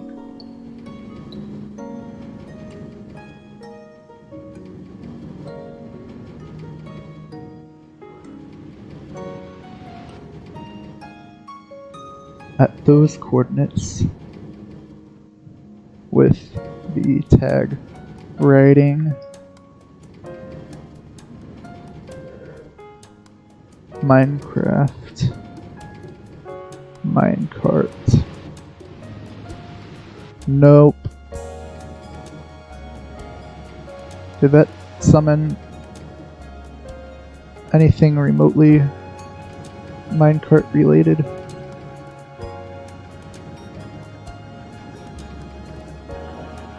See, there's some glow ink going up. A whole bunch is going up. Why is it going up? Why up? Why up? When most of it is going down.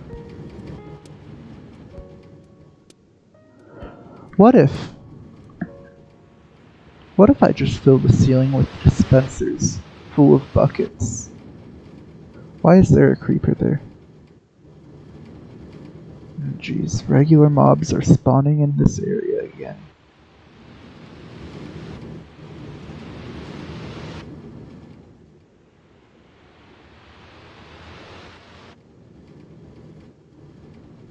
Okay, so that squid was killed by guardians in the minecarts. So it seems like they are actually doing their jobs. That guardian is about to get wrecked. It's getting absolutely destroyed.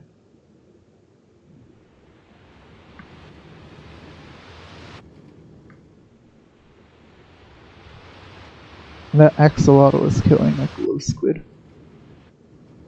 Okay, so the guardians in the tank are gone, finally.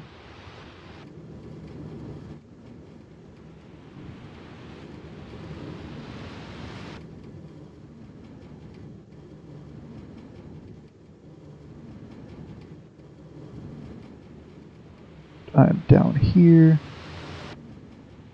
again.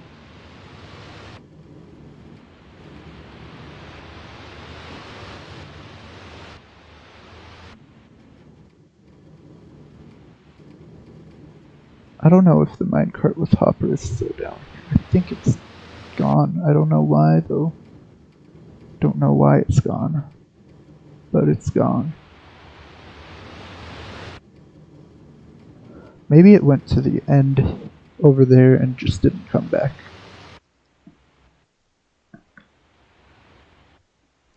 Maybe that's what happened.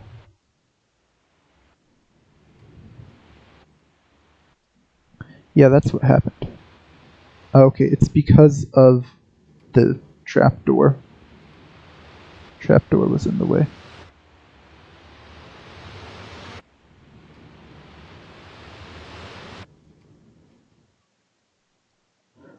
Was the trapdoor in the way because of the detector rail? No, I don't think so. It was just down because I left it down. Whoops. Okay.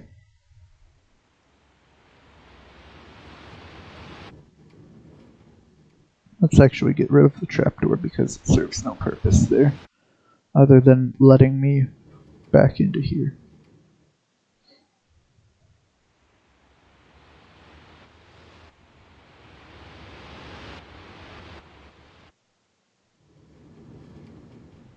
Sea lizard stays afloat. That's an axolotl just swimming, I think.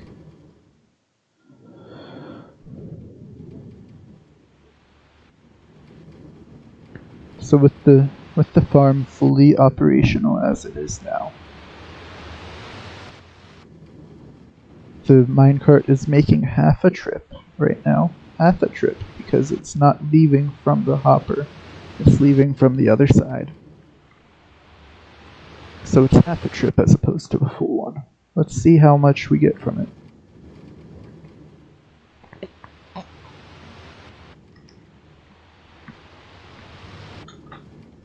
I hear guardians firing, and that is a very, very good sign. The ink should go down, though. It should go down, but I've seen it going up. It's crazy. The physics are misbehaving. Because I believe how it's supposed to work is that items dropped in water float up, but flowing water pushes the items with the water. So the items should be going down. So it picked up 5 glow ink in half a trip. I don't expect this farm to be super incredibly efficient at like getting like hundreds of ink sacks every hour or whatever.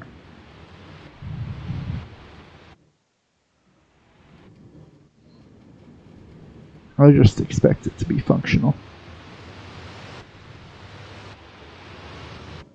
Okay, so the thing with stopping it to let it stock everything and then letting it go again used a comparator to be able to know when the hopper has something in it, because the hopper is what transfers the items into the chest. So if the hopper with the minecart is on the rail, then the hopper will have something in it until the hopper is completely emptied, which happens after the minecart is completely emptied. So if it has anything in it, then the comparator should be emitting a signal. I don't remember which mode it's supposed to be in. Let's just give it a test. Okay, so it's not supposed to be in that mode. I honestly can't see if it's... Hang on. Okay, so this is working.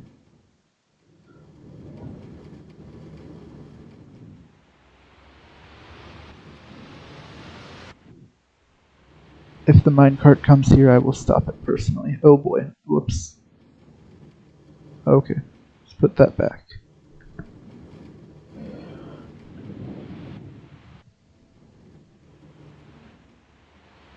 So it will emit a redstone signal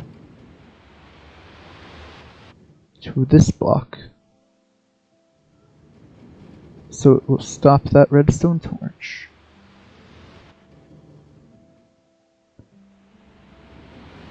Which powers this rail.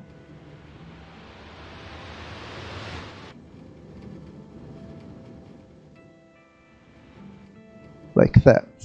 Like so. And there's a block here to stop the minecart from going that way. So that when the rail is powered, the minecart goes that way. But when the minecart gets up here, it will start emptying things into here, which will send a signal to here, which will stop the power from going there. I think that's how it works. It should be coming back soon. We shall see firsthand how this goes down. I think that's how you do the thing to filter everything out of the hopper minecart and then send it back. I'm glad that Minecraft decided to give us some BGM right now. It doesn't normally, so it's being kind of generous. I can't tell if it's coming toward us or away from us. I think it's coming toward us. Let's take a closer look when it goes back that way again. Yeah, it's coming toward us, for sure. It is unmistakable. So we'll see how this works. We'll get to see it in action.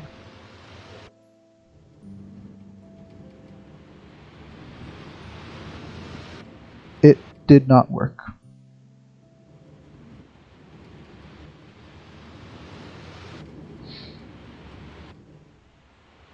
It did not empty a single item into there.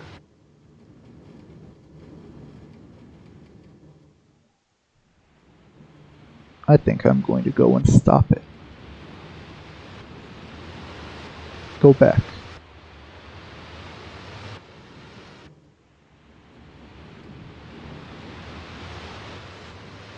Okay. It is coming back.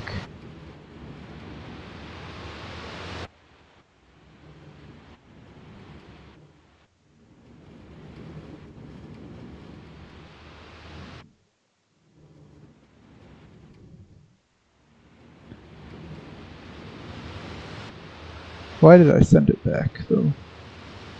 Why would I do such a thing? I want to right-click it when it gets here.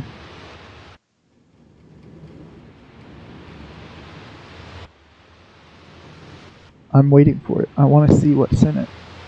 I want to see if anything is in it. Is it even still coming? It started going back again. That's not right. If I turn it around, if it starts going back that way, it should keep going that way.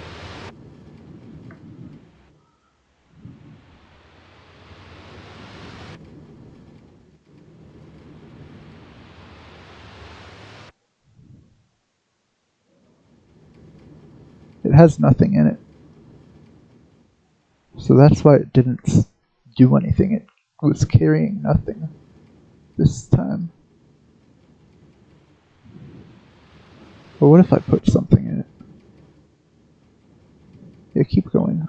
Hang on. Let me put a redstone torch inside you. That sounds wrong.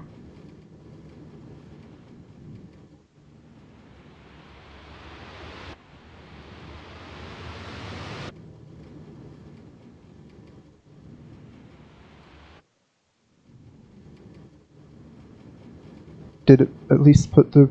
No, it didn't. Okay. So that doesn't work.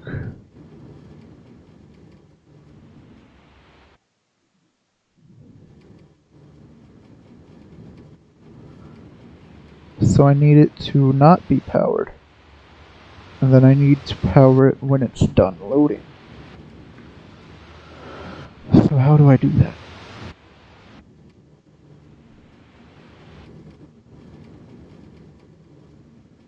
How do I make that happen? Oh, I think I know. I have an idea.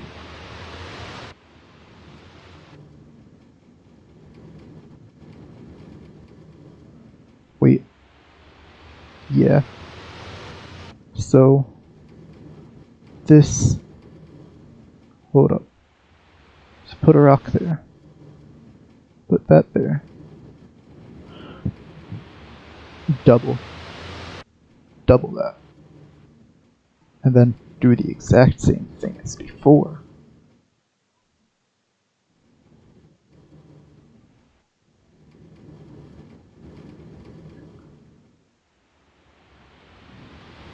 Hold up.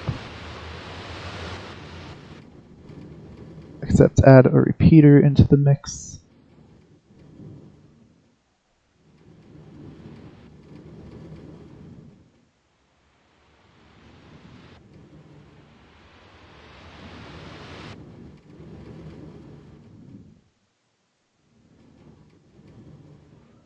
and I do this, that doesn't work. I just need to do that.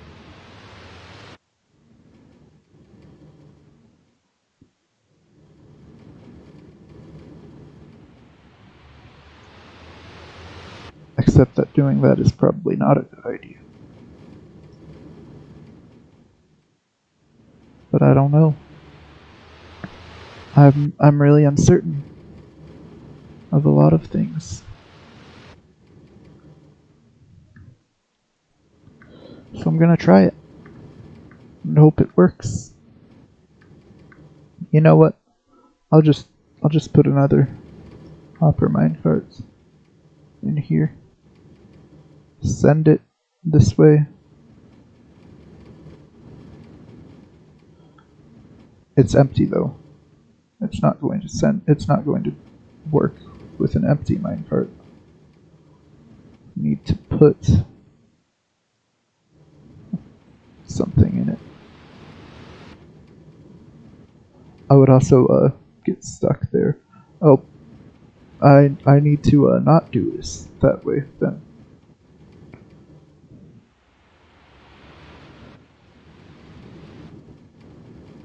So I need to move everything back. Get that ink out of there.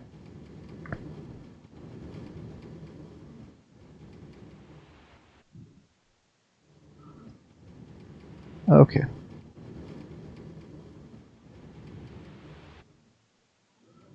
That. Get this and that.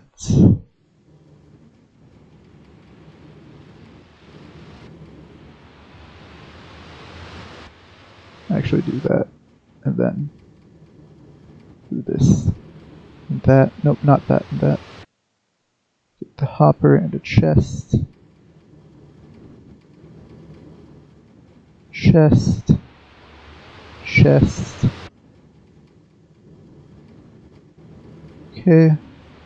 Hopper. Rail.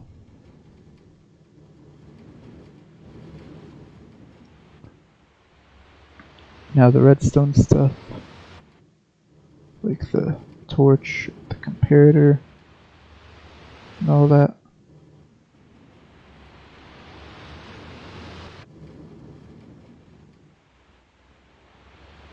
Oh hey, it came back. And it put stuff in. Okay, put more ink in. Nice.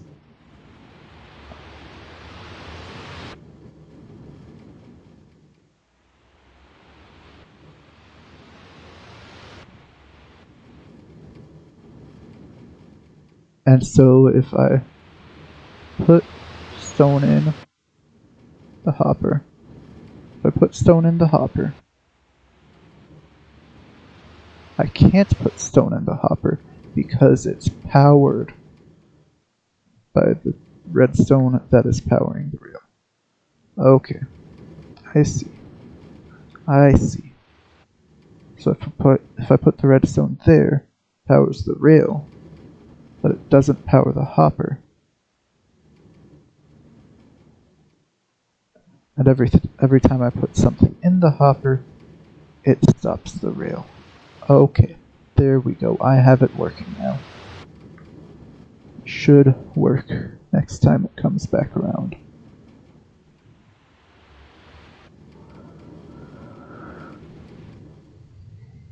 This is not a very efficient farm because so much of the ink goes to the surface instead of going to the floor. That is very bad and very not a good thing.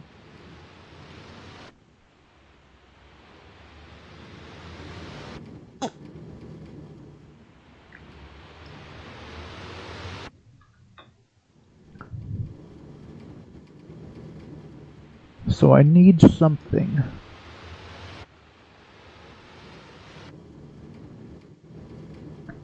I need a way to collect the items that float to the top.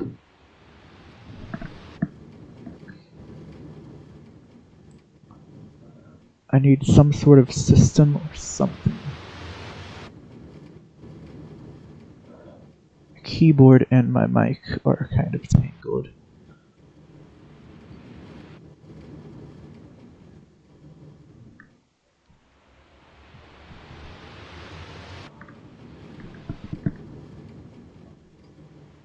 Check the chest. Yeah, the hopper has not returned yet. It's coming back. It made it to the end and it's making its way back.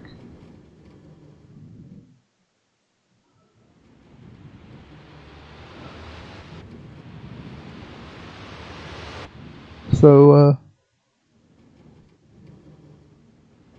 yeah, I have infinite conduit power right now.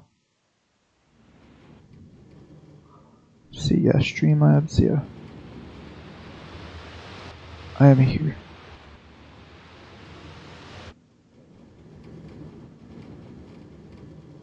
Where it's making its way back. Slowly it's doing it. It's coming back. Unless it got stuck and is not coming back. I don't know if that's possible, but no, it's coming back. It is coming back. I think it takes less than 5 minutes to make a whole way there and back. I think it's less than 5 minutes, so it should work. But if it's a whole 5 minutes, then I'm going to have to add another minecart and separate the thing into 2 sets of rails.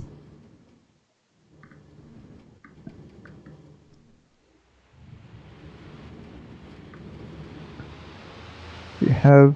it's coming back. It's coming back. So once it gets back, I'm going to time it.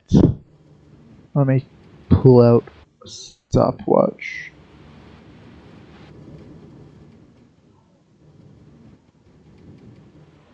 Okay.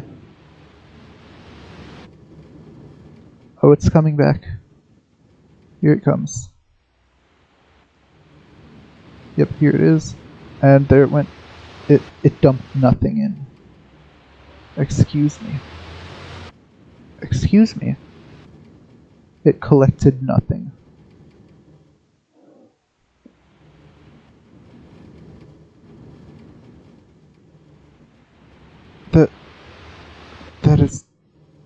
That is disgusting. It collected nothing.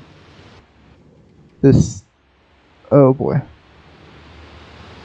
Yeah, that's one of the struggles with making automatic farms and stuff like this. It sometimes it doesn't work as efficiently as you hope. You just kind of have to hope that it works.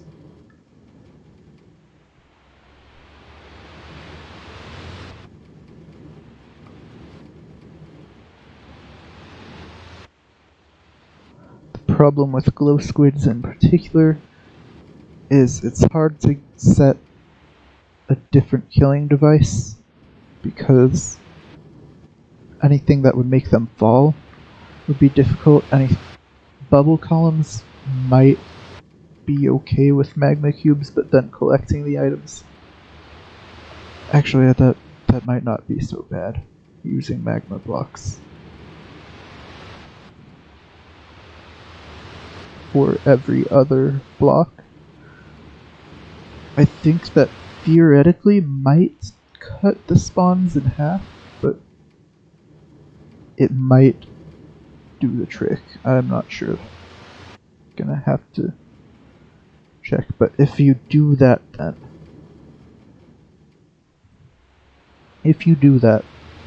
then every other block... no, if you do that, then every block in the entire tank will have to be a source block, which is hard to do in such a large area. It's very difficult to turn such a large body of water into just all sources of water. all source blocks. Takes a long time. Although I guess if you're already excavating this entire area, it might not be all that bad. I didn't start the stopwatch, by the way. I haven't started it yet.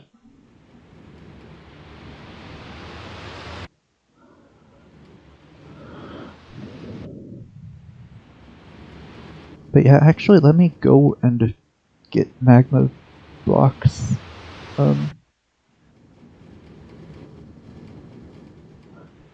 know it's like molten rock or something, or no. Magma, lava, no. Hold up. What was that? Jellyfish of lava, cackle fruit. It's a strider. It's a strider spawn egg. Jellyfish of lava. For whatever reason. Hot,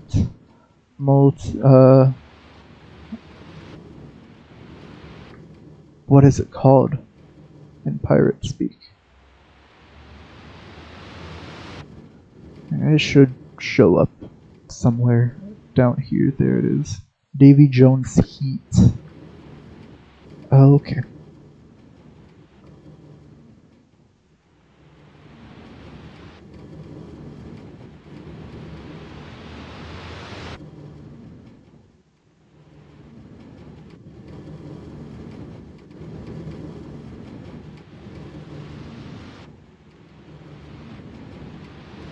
We know magma blocks emit a small amount of light. So it might actually mess with this a little bit. Might mess with the spawn rates quite a bit.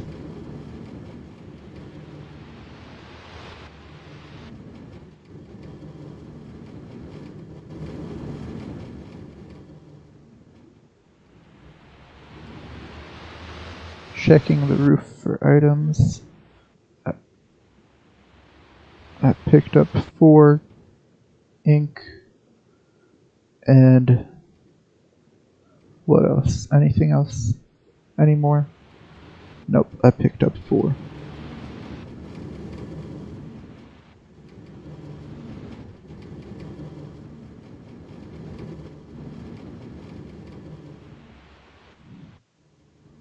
And the minecart just dropped off duty. So it looks like it's not doing a horrible job. It looks like it's about 50-50 whether it'll go to the bottom or the top.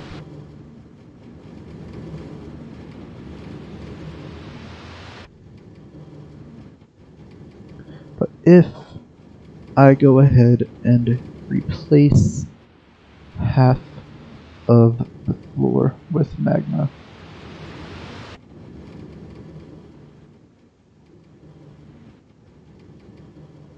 whoops, that's not one of those. So if I go ahead and replace half the floor with magma blocks, it's not going to create any bubble columns right away, because none of this is source blocks, except for the very top. So no bubble columns just yet. But the thing about magma blocks is they double as both a killing mechanism and a way to suck things down to the ground, so that the items don't just float up to the surface.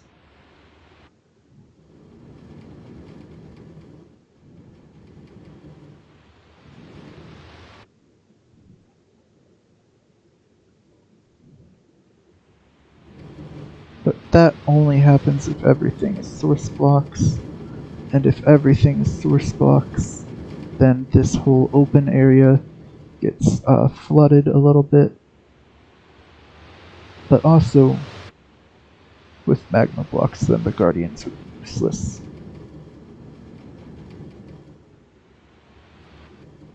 I am impressed that that glow squid survived that. Getting stuck there. Oh, nope, it's stuck. Can I push it back? There. It's alive now. Now it's about... Oh no, it almost died, but nope. It's alive. Now it's dead. Now that 3 guardians shot it at once.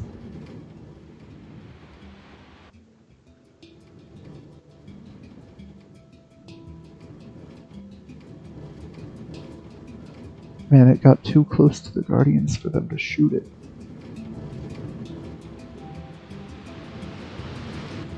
I really do need another minecart under this row here, collecting the drops of the squids that suffocate there.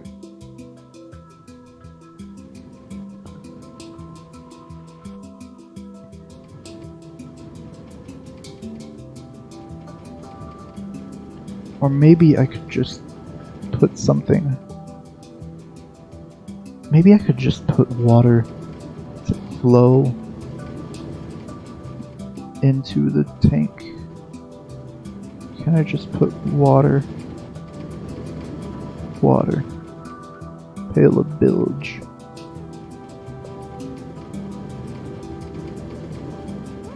Oh, can't see.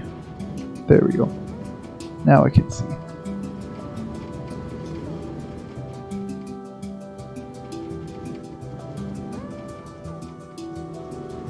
I need to not put it there. Not put it in the corners so that it doesn't turn into infinite water. So that it's not flowing. It's not actually flowing. So that doesn't work. And now it's flowing into here. So no, that doesn't work. I can't just push it back into the tank.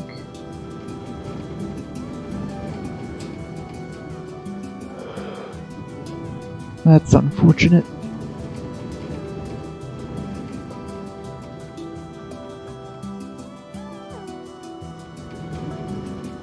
What if I put it 1 block deeper though?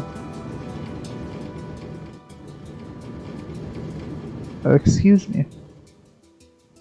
Why is it?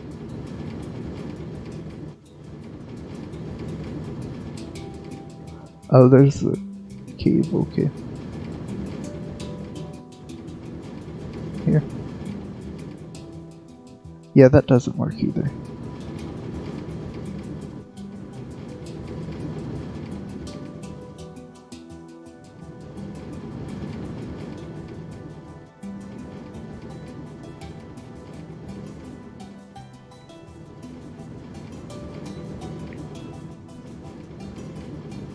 So yeah, we've got a lot of things that kill the squids.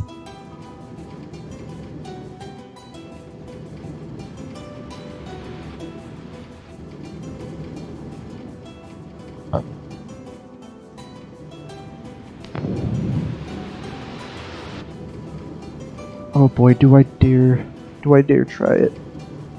Do I dare try it? Turning it all into source blocks. And then, you know, turning it all into source blocks and filling half the floor with magma. Do I do that? I'm turning half the floor into magma anyway, just to see what it does to spawn rates. I can always slash fill it back to stone.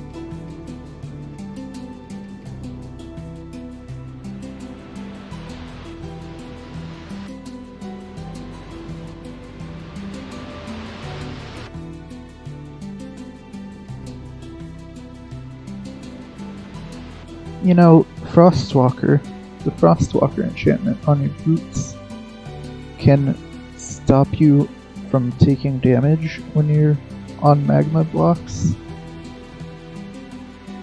But for whatever reason, the Frostwalker, the thing that lets you turn water into ice and walk on it, and you can swim in that water right next to the ice with no problem. Oh hey, that's the first kill that I'm actually credited with. And it was the magma that did it. So that very Frostwalker enchantment doesn't let you do anything. It doesn't do anything to help you with the freezing effects of powder snow.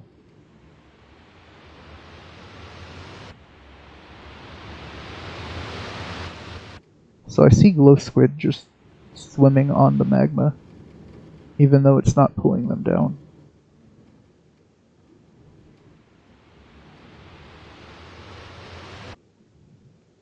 Oh, whoops, that's not stone.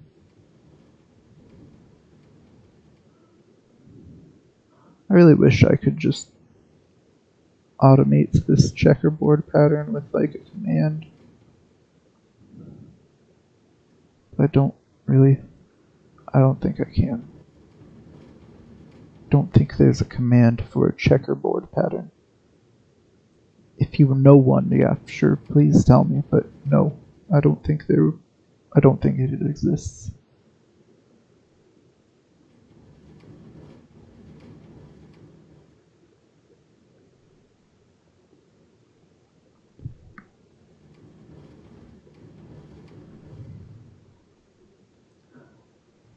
Okay.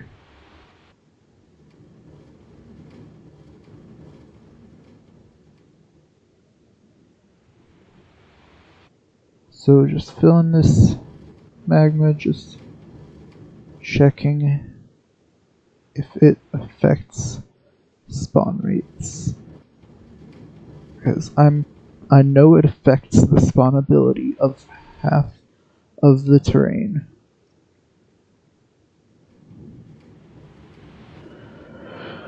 Let's get milk. Hang on, let's see if I have affect me with conduit power again. Slash effect clear me. So now I can actually see the light levels. How much I can actually just look at the wiki real quick and see how much light does magma cube emit. A magma block, I mean.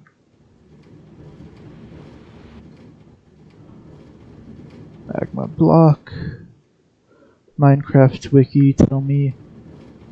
Luminance, yes, 3. Its light that it emits is 3.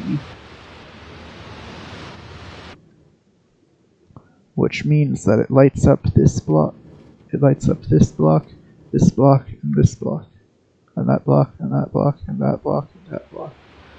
So those, just the very bottom, is not spawnable for glow squids. So I'm just gonna stand over here and just watch it spawn or not spawn.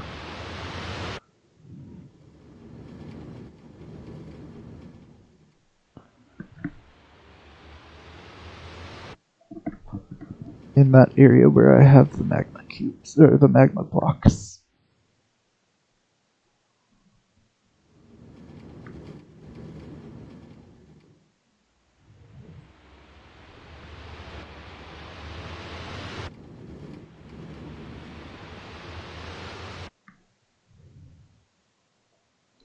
The problem is, though, if the squid dies to the magma blocks without being on it, like if it's centered slightly off and the drop drops not on the magma but on the stone, then the drop goes up to the surface.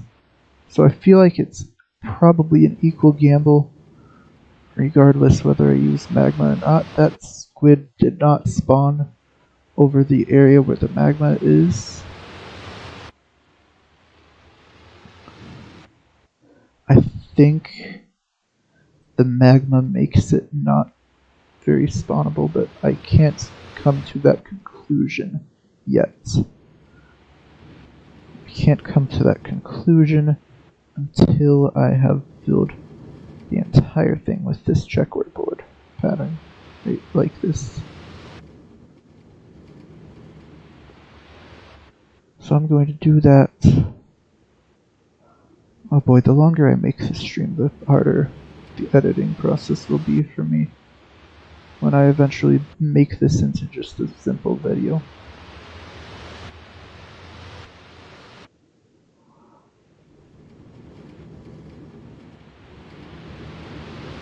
That's fine.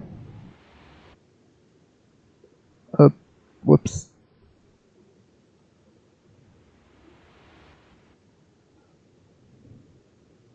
Long streams are nice. I mean, depends how long they go, but they're fun to watch in my opinion.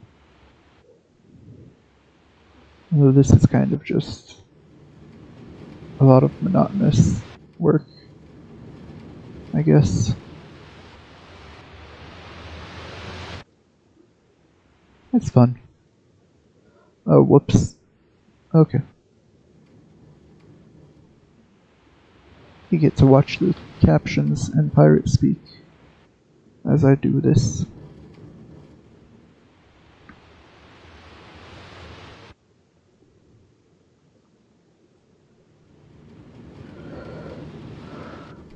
Speaking of which, I don't think the pirate speak is going to be very relevant for much longer. It seems like things are cooling down.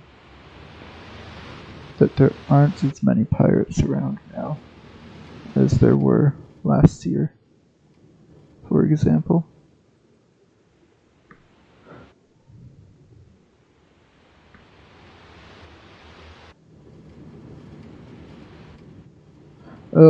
Whoops. Nope, nope. Dang it. Okay. I'm just so glad that I'm testing this on 1.17, because if this was 1.16, where I'm actually going to be building it in survival, those rails would be done for.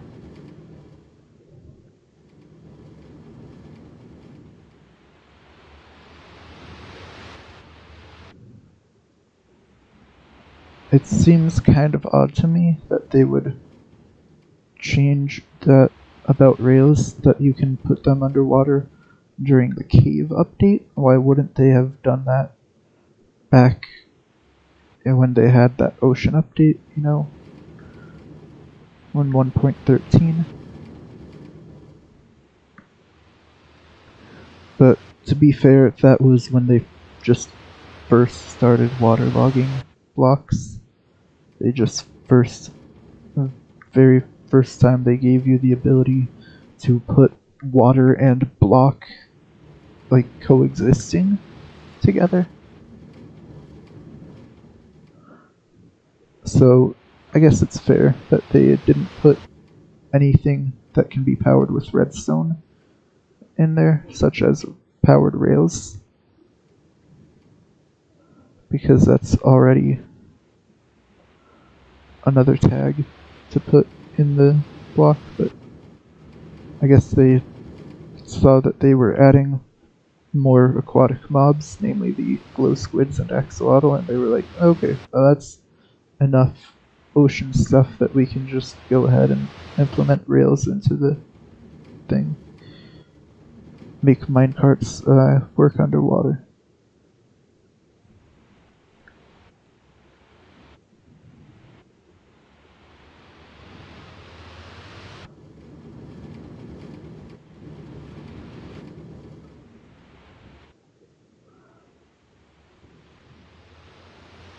Okay, looks like we're almost there. Almost done filling with this with half magma. I don't see any glow squids spawning yet. They might not. If they don't, then we just fill this with stone again, with commands. Because you can undo a checkerboard pattern easily with commands. Just doing the checkerboard pattern, though, is pain. You can only do it by hand.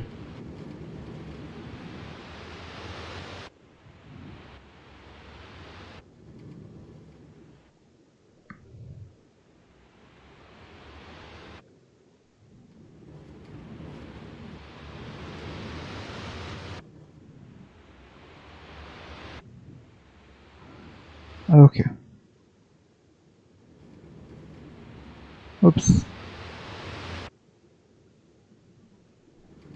There we go.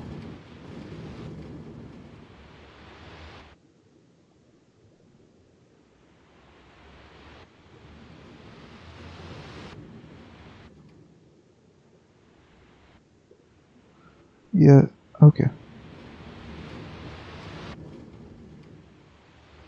No. No. Okay. Nope. Nope. Dang it. Okay.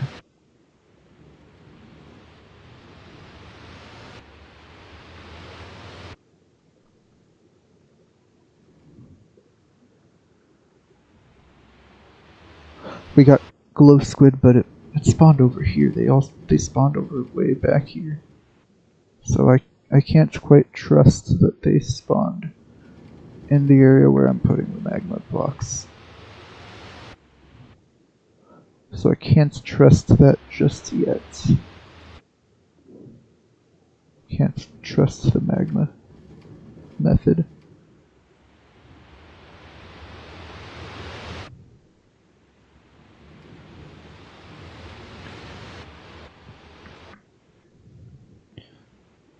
If the magma method doesn't work, then it's going to be just a simple matter of slash filling things back. If it works, then I'm going to have to compare it to the Guardian method. That's not bubble columns coming out of the magma, that is just particles coming out of me because I have the conduit power effect, which is not being given to me by a conduit. I used commands to get that effect, just for the sake of this testing stuff, being able to see. Okay, so we have magma. And we have glow squids. They spawn with the magma cubes there. I can't make the entire floor magma cubes, or else the squids won't spawn. They need a stone floor, either stone or one of the light stones or deep slate.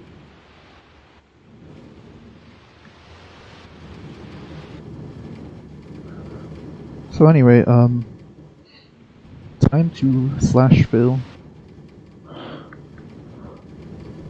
Fill there to up there.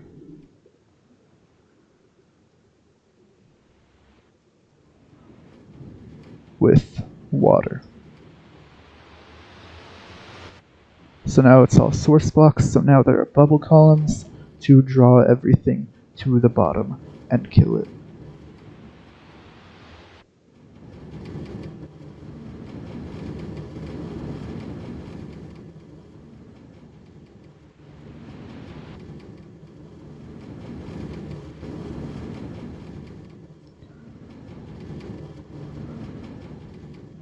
So now, yeah, we've got glow squids spawning.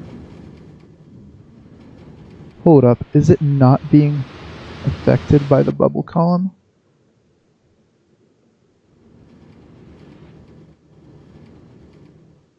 Hold up.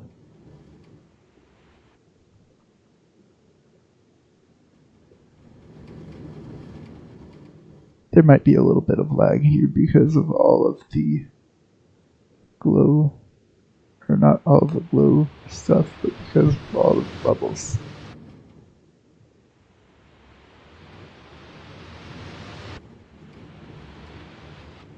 There's that right there from squid killed by guardians.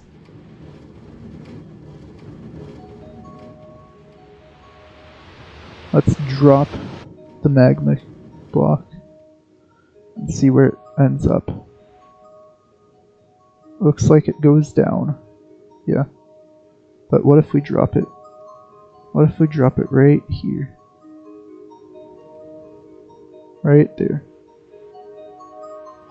It's down. Okay. But what if we drop it right here? it's going up, and then it hits a bubble column and it's down.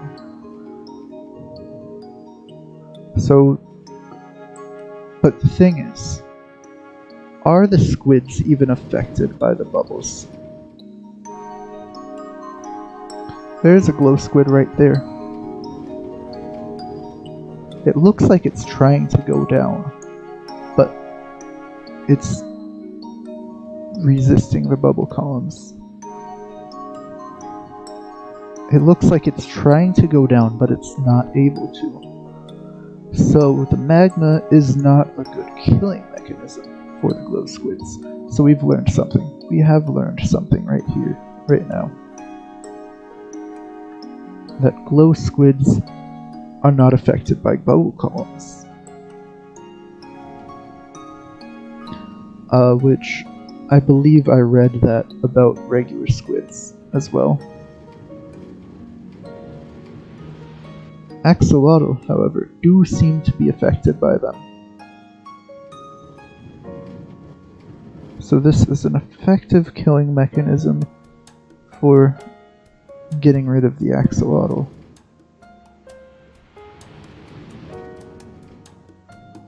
And it's also an effective mechanism, it would seem, for getting the loot to stay down to the ground.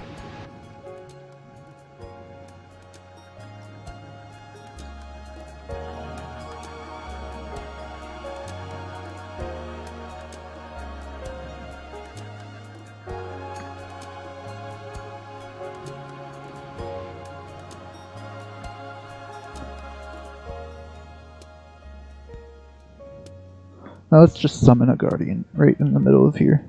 Why not? Just see what happens. And as I recall, yes, they are affected by bubble columns, and they are hurt by magma blocks. So the guardian is about to probably die as soon as it moves. Yeah. It can find a little bit of stability if it stops right on stone, but it'll end up panicking and swimming around and die.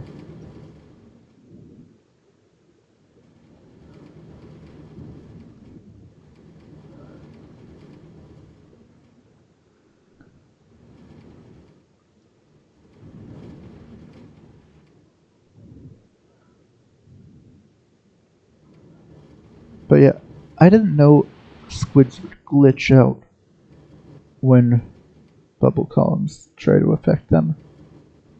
It seems they even are pushed the opposite way by bubble columns.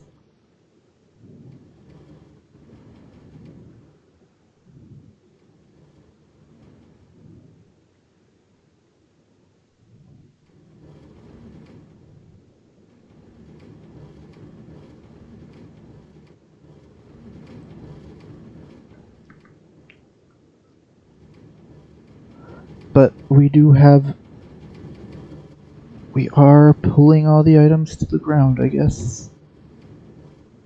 Every last one of them.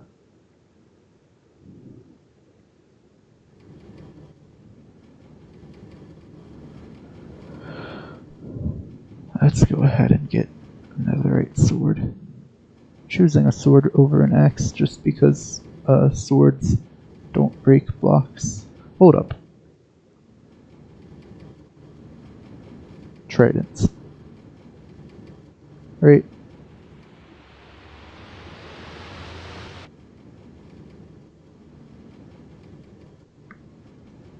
Enchant.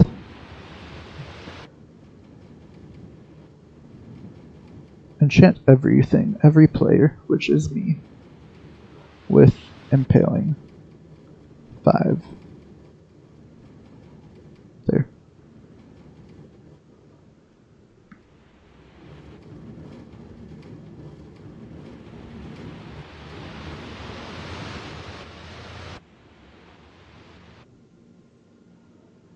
Yeah.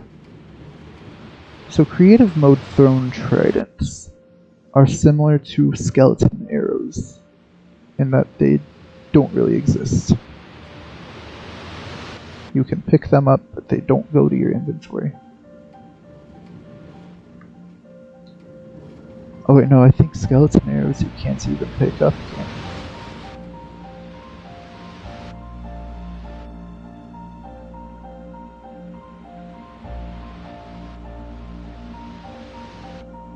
So yeah, the ink straight to the ground. Wait, it stopped on stone. It's rising. It's rising. Is this evidence that this is an equally flawed system?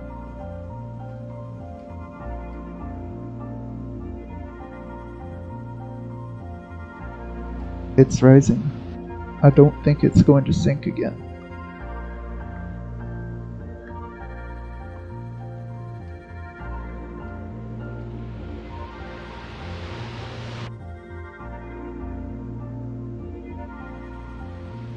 I think this system is just as flawed as the other. Well, time to unfill.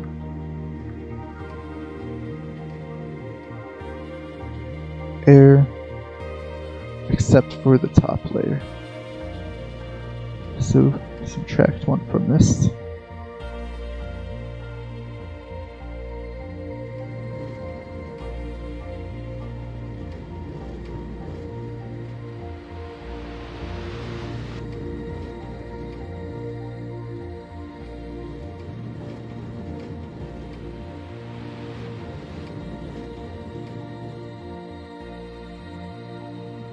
Okay.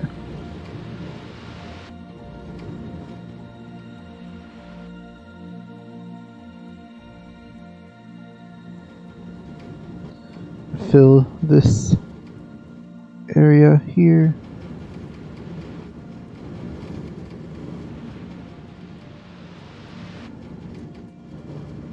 With air.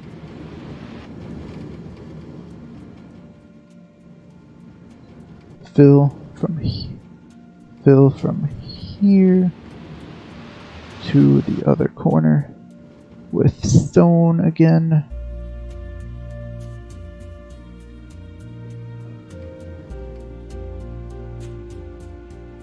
And yeah, that's a lot less lag, and it's probably equally as effective. Although, just to check, let's just head on down to the chest, see what we got. Oh, we got 30 ink sacks and a bone.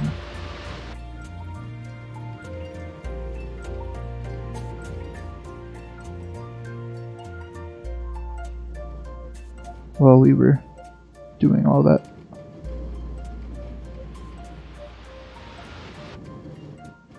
So maybe that actually was more effective.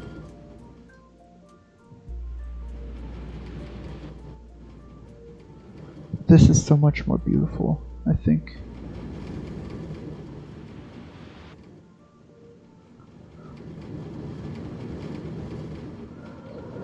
Well, I'm going to make a separate one of the same exact farm. Oh, that's right, that's right. I was doing something with the guardians here.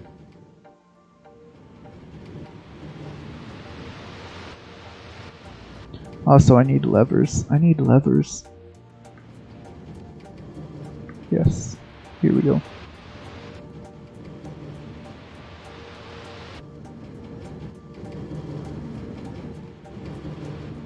Everything that swims is a friend. Don't let anyone tell you otherwise. Just sometimes friends gotta eat each other.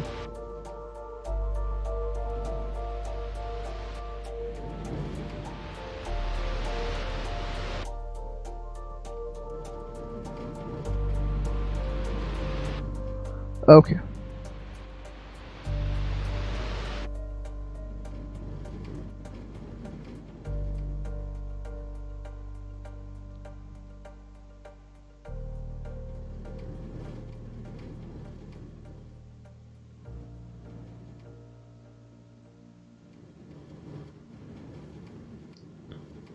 Okay, got 3 guardians captured. there.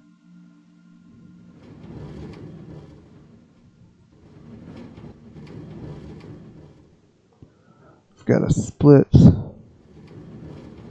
the whole thing over here.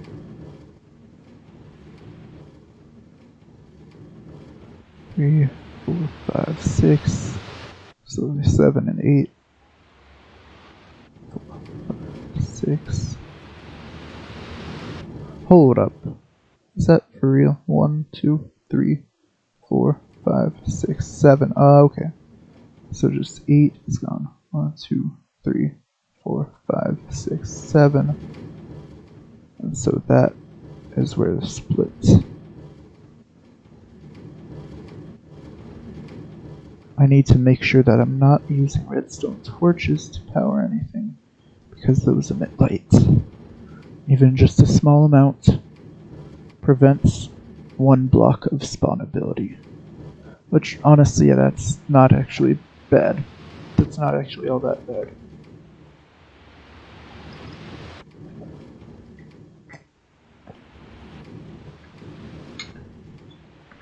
Considering how abundant the farm was when it was using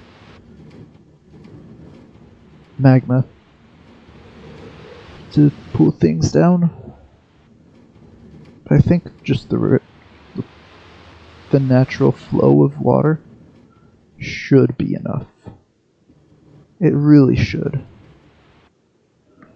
And if it's not enough, I can make it enough. I can try and set up an array of dispensers that will just hold up. Yes, I can actually set up an array of dispensers with water buckets to just pour and take away the water as I see fit, or just on a clock.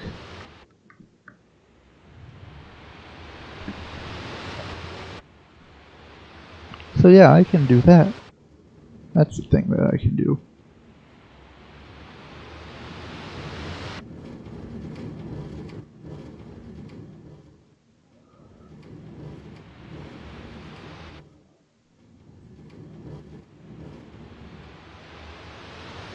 Okay, you in a minecart, you in a minecart. Minecart gets you. There. 3. So 24 guardians has now become the requirement of this farm. 1, 2, 3, 4, 5, 6, 7. That's 8.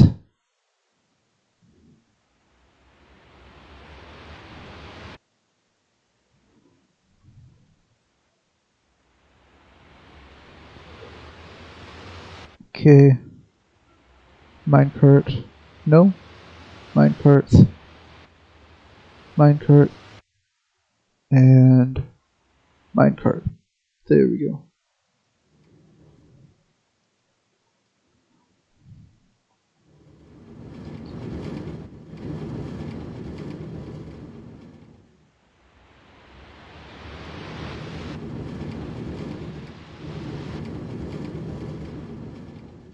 Okay, I'm going to need to use 1, 2, 3, 4, 5, 6, 7. So that's number 8 is getting gone. So how many are over here? That's 3. No, that's 3 on the other side instead. Okay.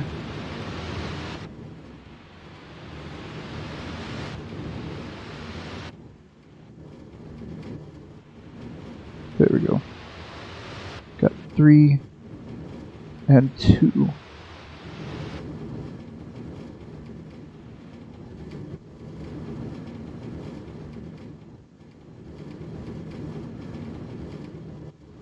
Yep, that's 2. And this one is 3.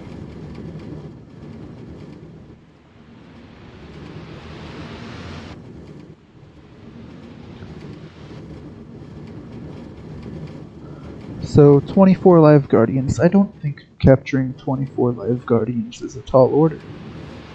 So it seems pretty doable.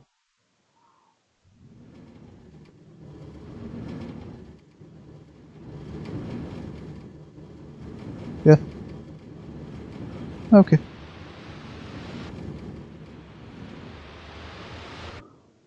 Alright, where was that exit?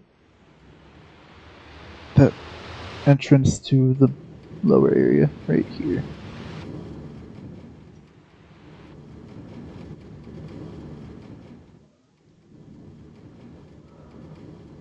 Okay, it is actually quite efficient.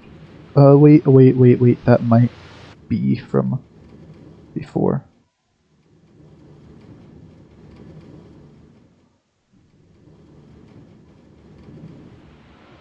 Okay, I'm going to get my stopwatch out. For real this time.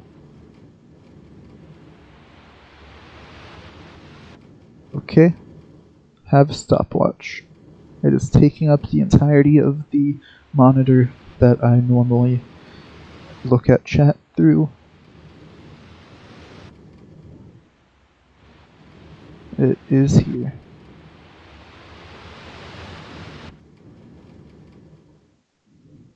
I'm waiting on the minecart to return.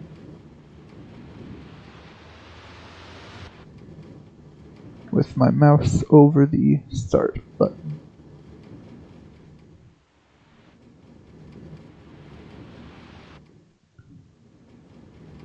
Yes, I know that you can see all the output for all the commands that I did in Pirate Speak. Because yes, I am using commands because yes, this is just a creative mode testing stuff. Excavating everything by hand is not required for this tutorial.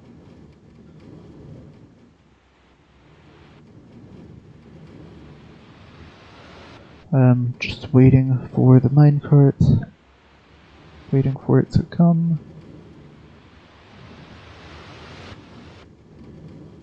And I will time how long it takes to do a full round. Okay, here it comes. Here it comes. Right when it gets up onto the hopper. Started.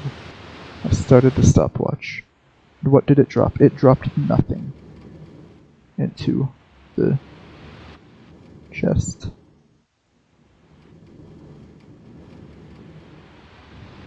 So I think I might actually need the magma.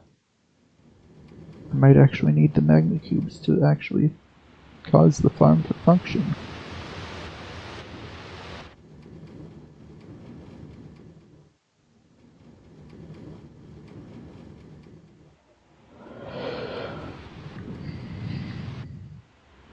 Oh yeah, also a fun little command I can use here. Effect give at E type was glow squid. Glowing. So now I can actually see the glow squids, even when they're not visible.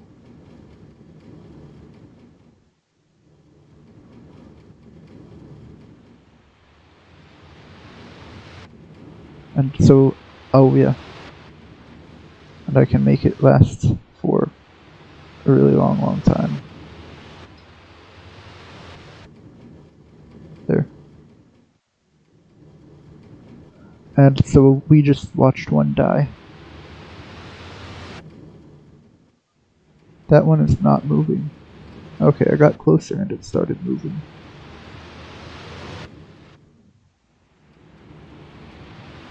I'm pretty sure if I remember correctly reading the wiki, both glow squids and regular squids just sort of don't move if the player is too far away, I think, or if the player is in spectator mode. So that can make things painful. As far as the functionality of this farm.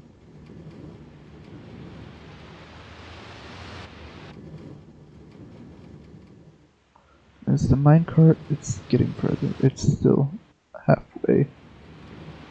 So it looks like it actually takes 5 minutes to go there and back, because it has been 2 minutes and 30 seconds, and I think it just started coming back.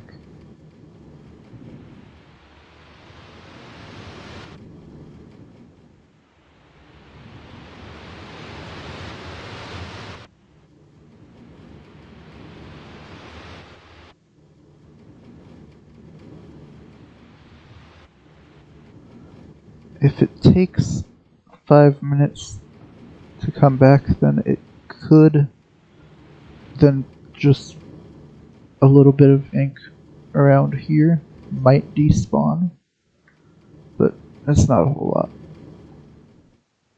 of a problem. It'd be a big problem if it took like 6 minutes to come back.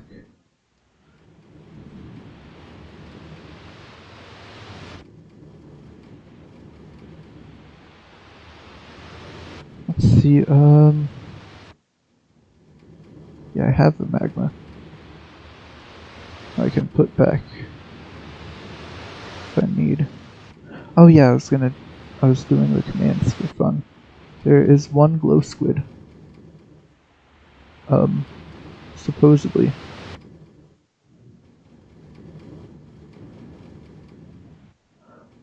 Okay, so yeah, there's one glow squid somewhere. But, cannot see it. It might not be in this farm, which is another important thing. Or kind of important, is that you want to make sure that when you're AFK at this farm, or just when you're at this farm, okay, 4 minutes and 27 seconds. So it can pick up all of the items. Nothing will despawn.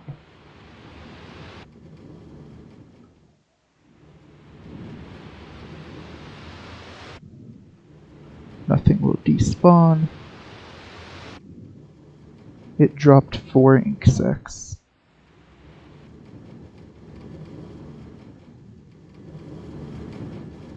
Whereas if I go up to the surface of the water and I go and try to start picking up stuff at the surface, I get like 5 ink sacs. So why did it drop like 30 ink sacs? And then another half stack of ink sacs earlier. Was the magma really that effective?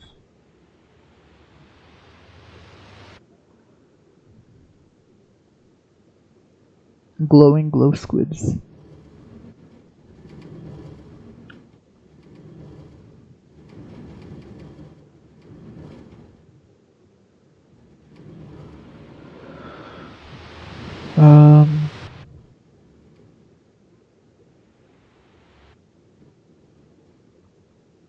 Well, that one's dead.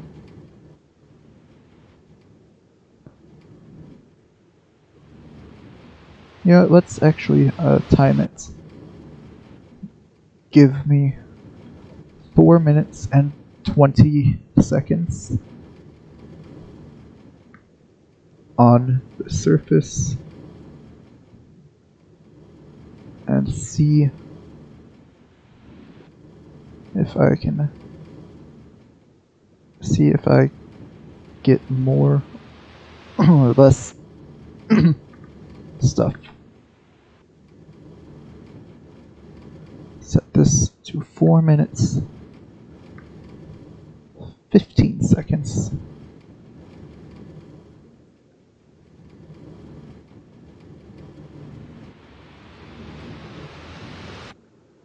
Have the timer here. Oh yeah, that's right. I was going to be just skimming the surface for this amount of time.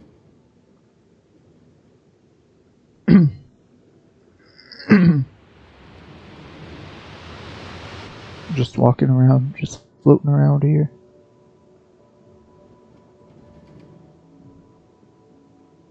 Four items.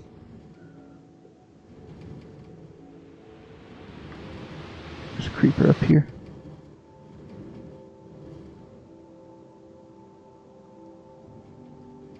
I'm really hoping that I don't grab anything other than that creeper's gunpowder, probably. That creeper didn't drop any gunpowder. Either that or it sank down already.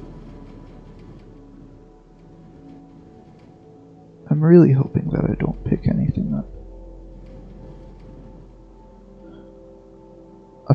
I picked up some zombie flesh.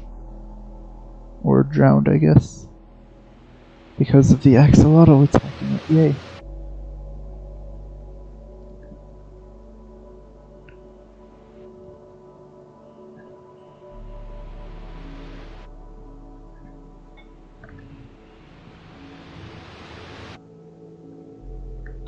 So the mobs that spawn in that area go into the water. The zombies turn into drowned. Oh man, I picked up some ink. The zombies turn into drowned and get attacked by the axolotl, the creepers, and spiders. Which there are no spiders because there's not enough room to spawn them. But the creepers and spiders die. They drown. The skeletons, though, are just there to chill. Forever. Basically until they despawn. Still have another 2 minutes. I really hope I don't pick up any more. I probably won't because there are no glow squids right now.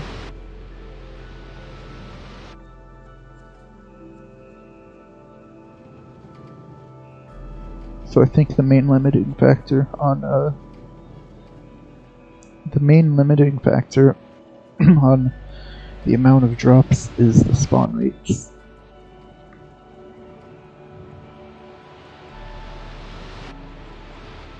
Yeah, there are no glow squids. Ah, I just picked up another ink stack.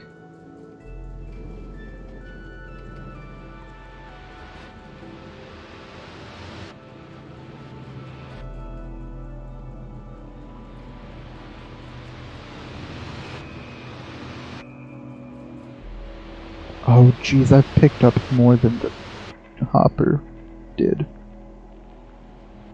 And the timer hasn't gone off yet. I've picked up twice as much as the hopper did. Oh, I don't like this. I do not. Oh. Come on.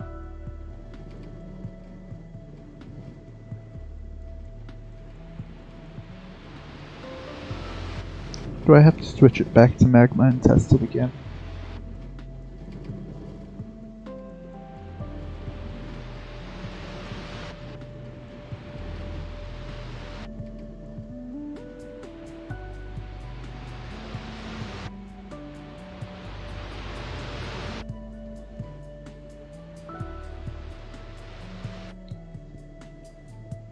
What am I walking past? Okay.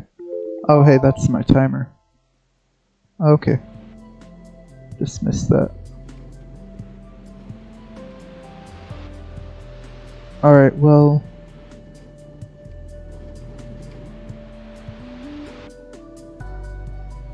I'm just kind of against using the magma because of the amount of lag that all the bubbles cause when you're near it. But, well, a few reasons. That's one of them. Also, the amount of effort it takes versus just simply mining the ores out of the stone. Having to make a checkerboard pattern in it is a bit annoying.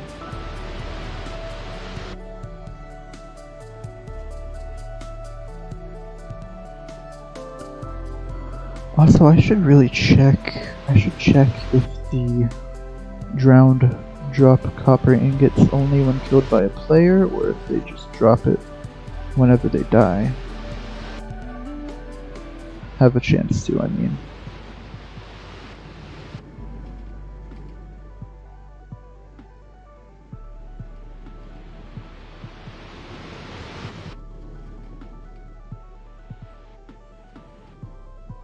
I like this song. I don't hear it often. It's a really nice and nostalgic song for me.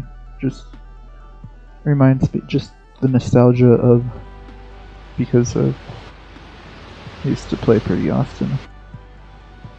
This song did. So there goes that ink to the ground. And it just dropped straight down. Hold up, where'd it go? Okay, it got picked up probably by the minecart. And then there's this squid who got stuck here. I need to just put a door here. That'll fix that.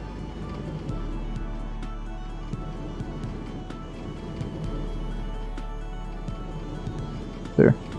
Door.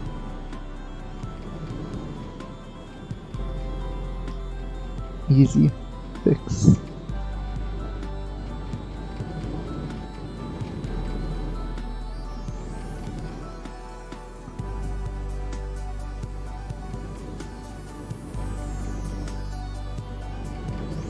So I have no idea why some of them drop straight to the ground and others float up.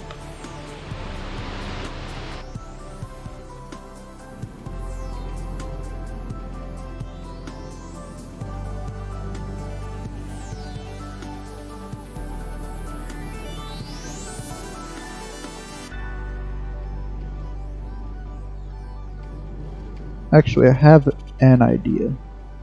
I think it has to do with it being closer to the edge of the flowing water.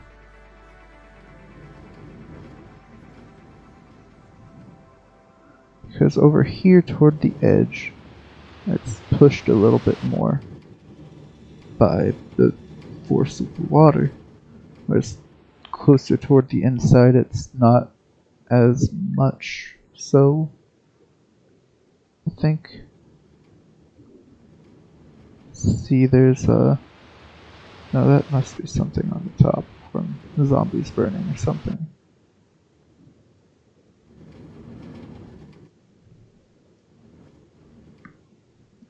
That floating tree head is bothering me. But... okay, well...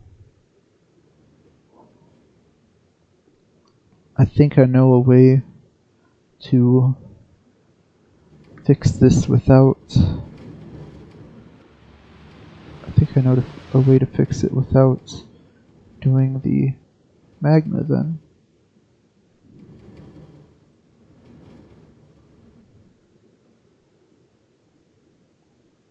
So, if I go and fill from here to here with air that removes all the water from everything, I'm going to let these squids die first. Hold up, I just picked up an ink sac right around here. So my edge theory might be completely wrong. Or it might have some grounding in truth, some truth to it. I'm not really sure.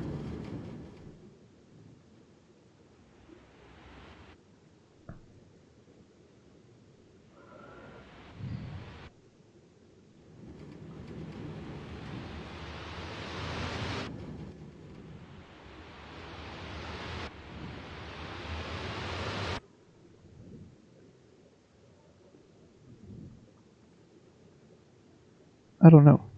Anyway. Let's just slash kill these guys.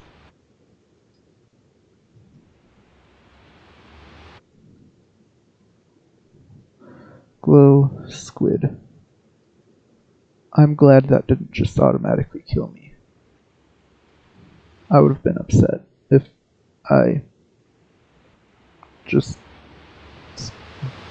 died. Slash spawn point. There.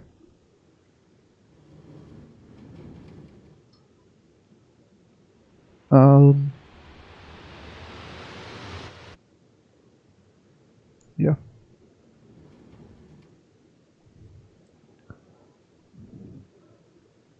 Slash kill all the glow squids. And look, their ink is just floating upward. Why? Why? And I think it's slowing down.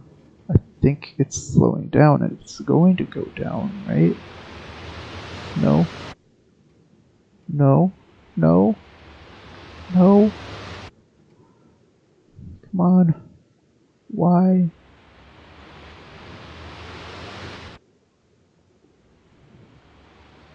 Okay, so anyway.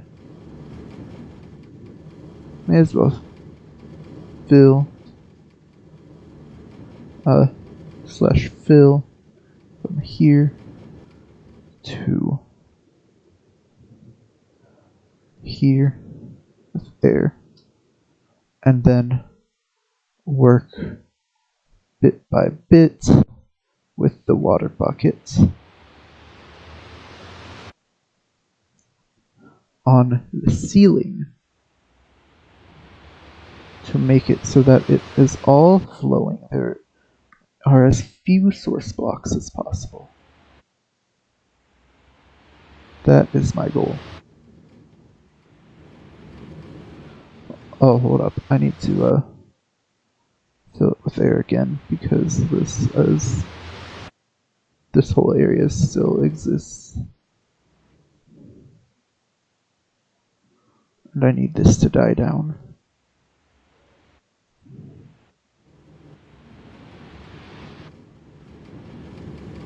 In order to get this to work the way that I want it to work.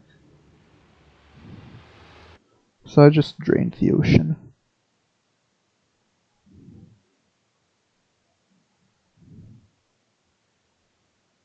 Look at that. The water is all gone. Oh, this poor axolotl are going to die the worst death possible.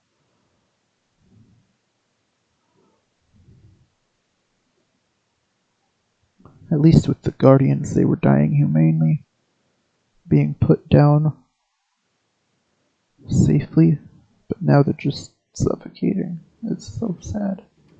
It's horrible. It's awful. Okay. So yeah, this way, I am not creating any more source blocks up here. Hold up. I can only do this so well. I need to fill that with air again.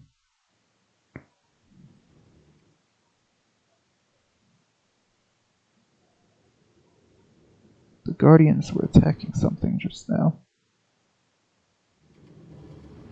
Presumably something that spawned in around here. Oh well.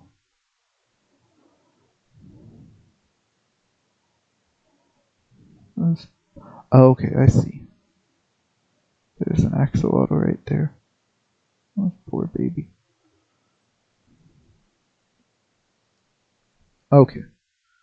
So I need to do it this way.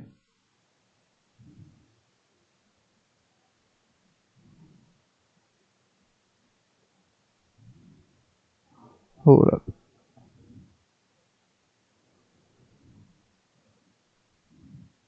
So there's that. And then there's this one. I need to figure out how to tessellate this pattern best of plus signs.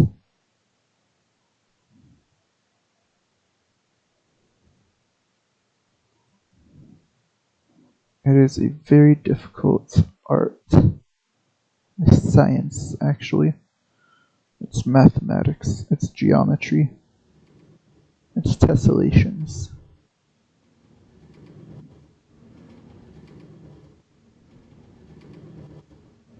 Okay, I got that part down there.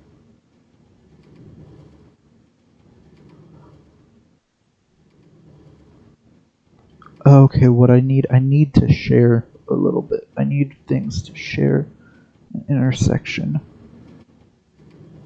at certain points. So I can only tessellate it so much. I can only avoid collision a certain amount to a certain degree. There will be intersections.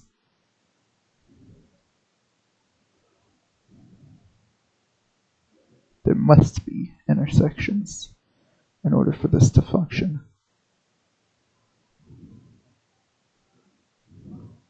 I'm thinking and hoping that this pattern will allow for every item dropped in here to go straight up, or no, straight down, but nothing will go up.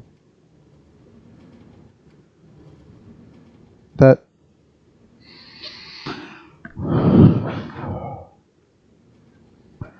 it stood still, and then it started going up.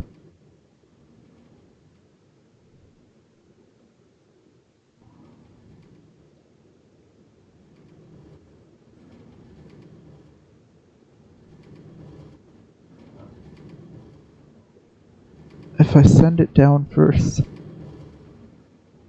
it starts going back up. It's going back up.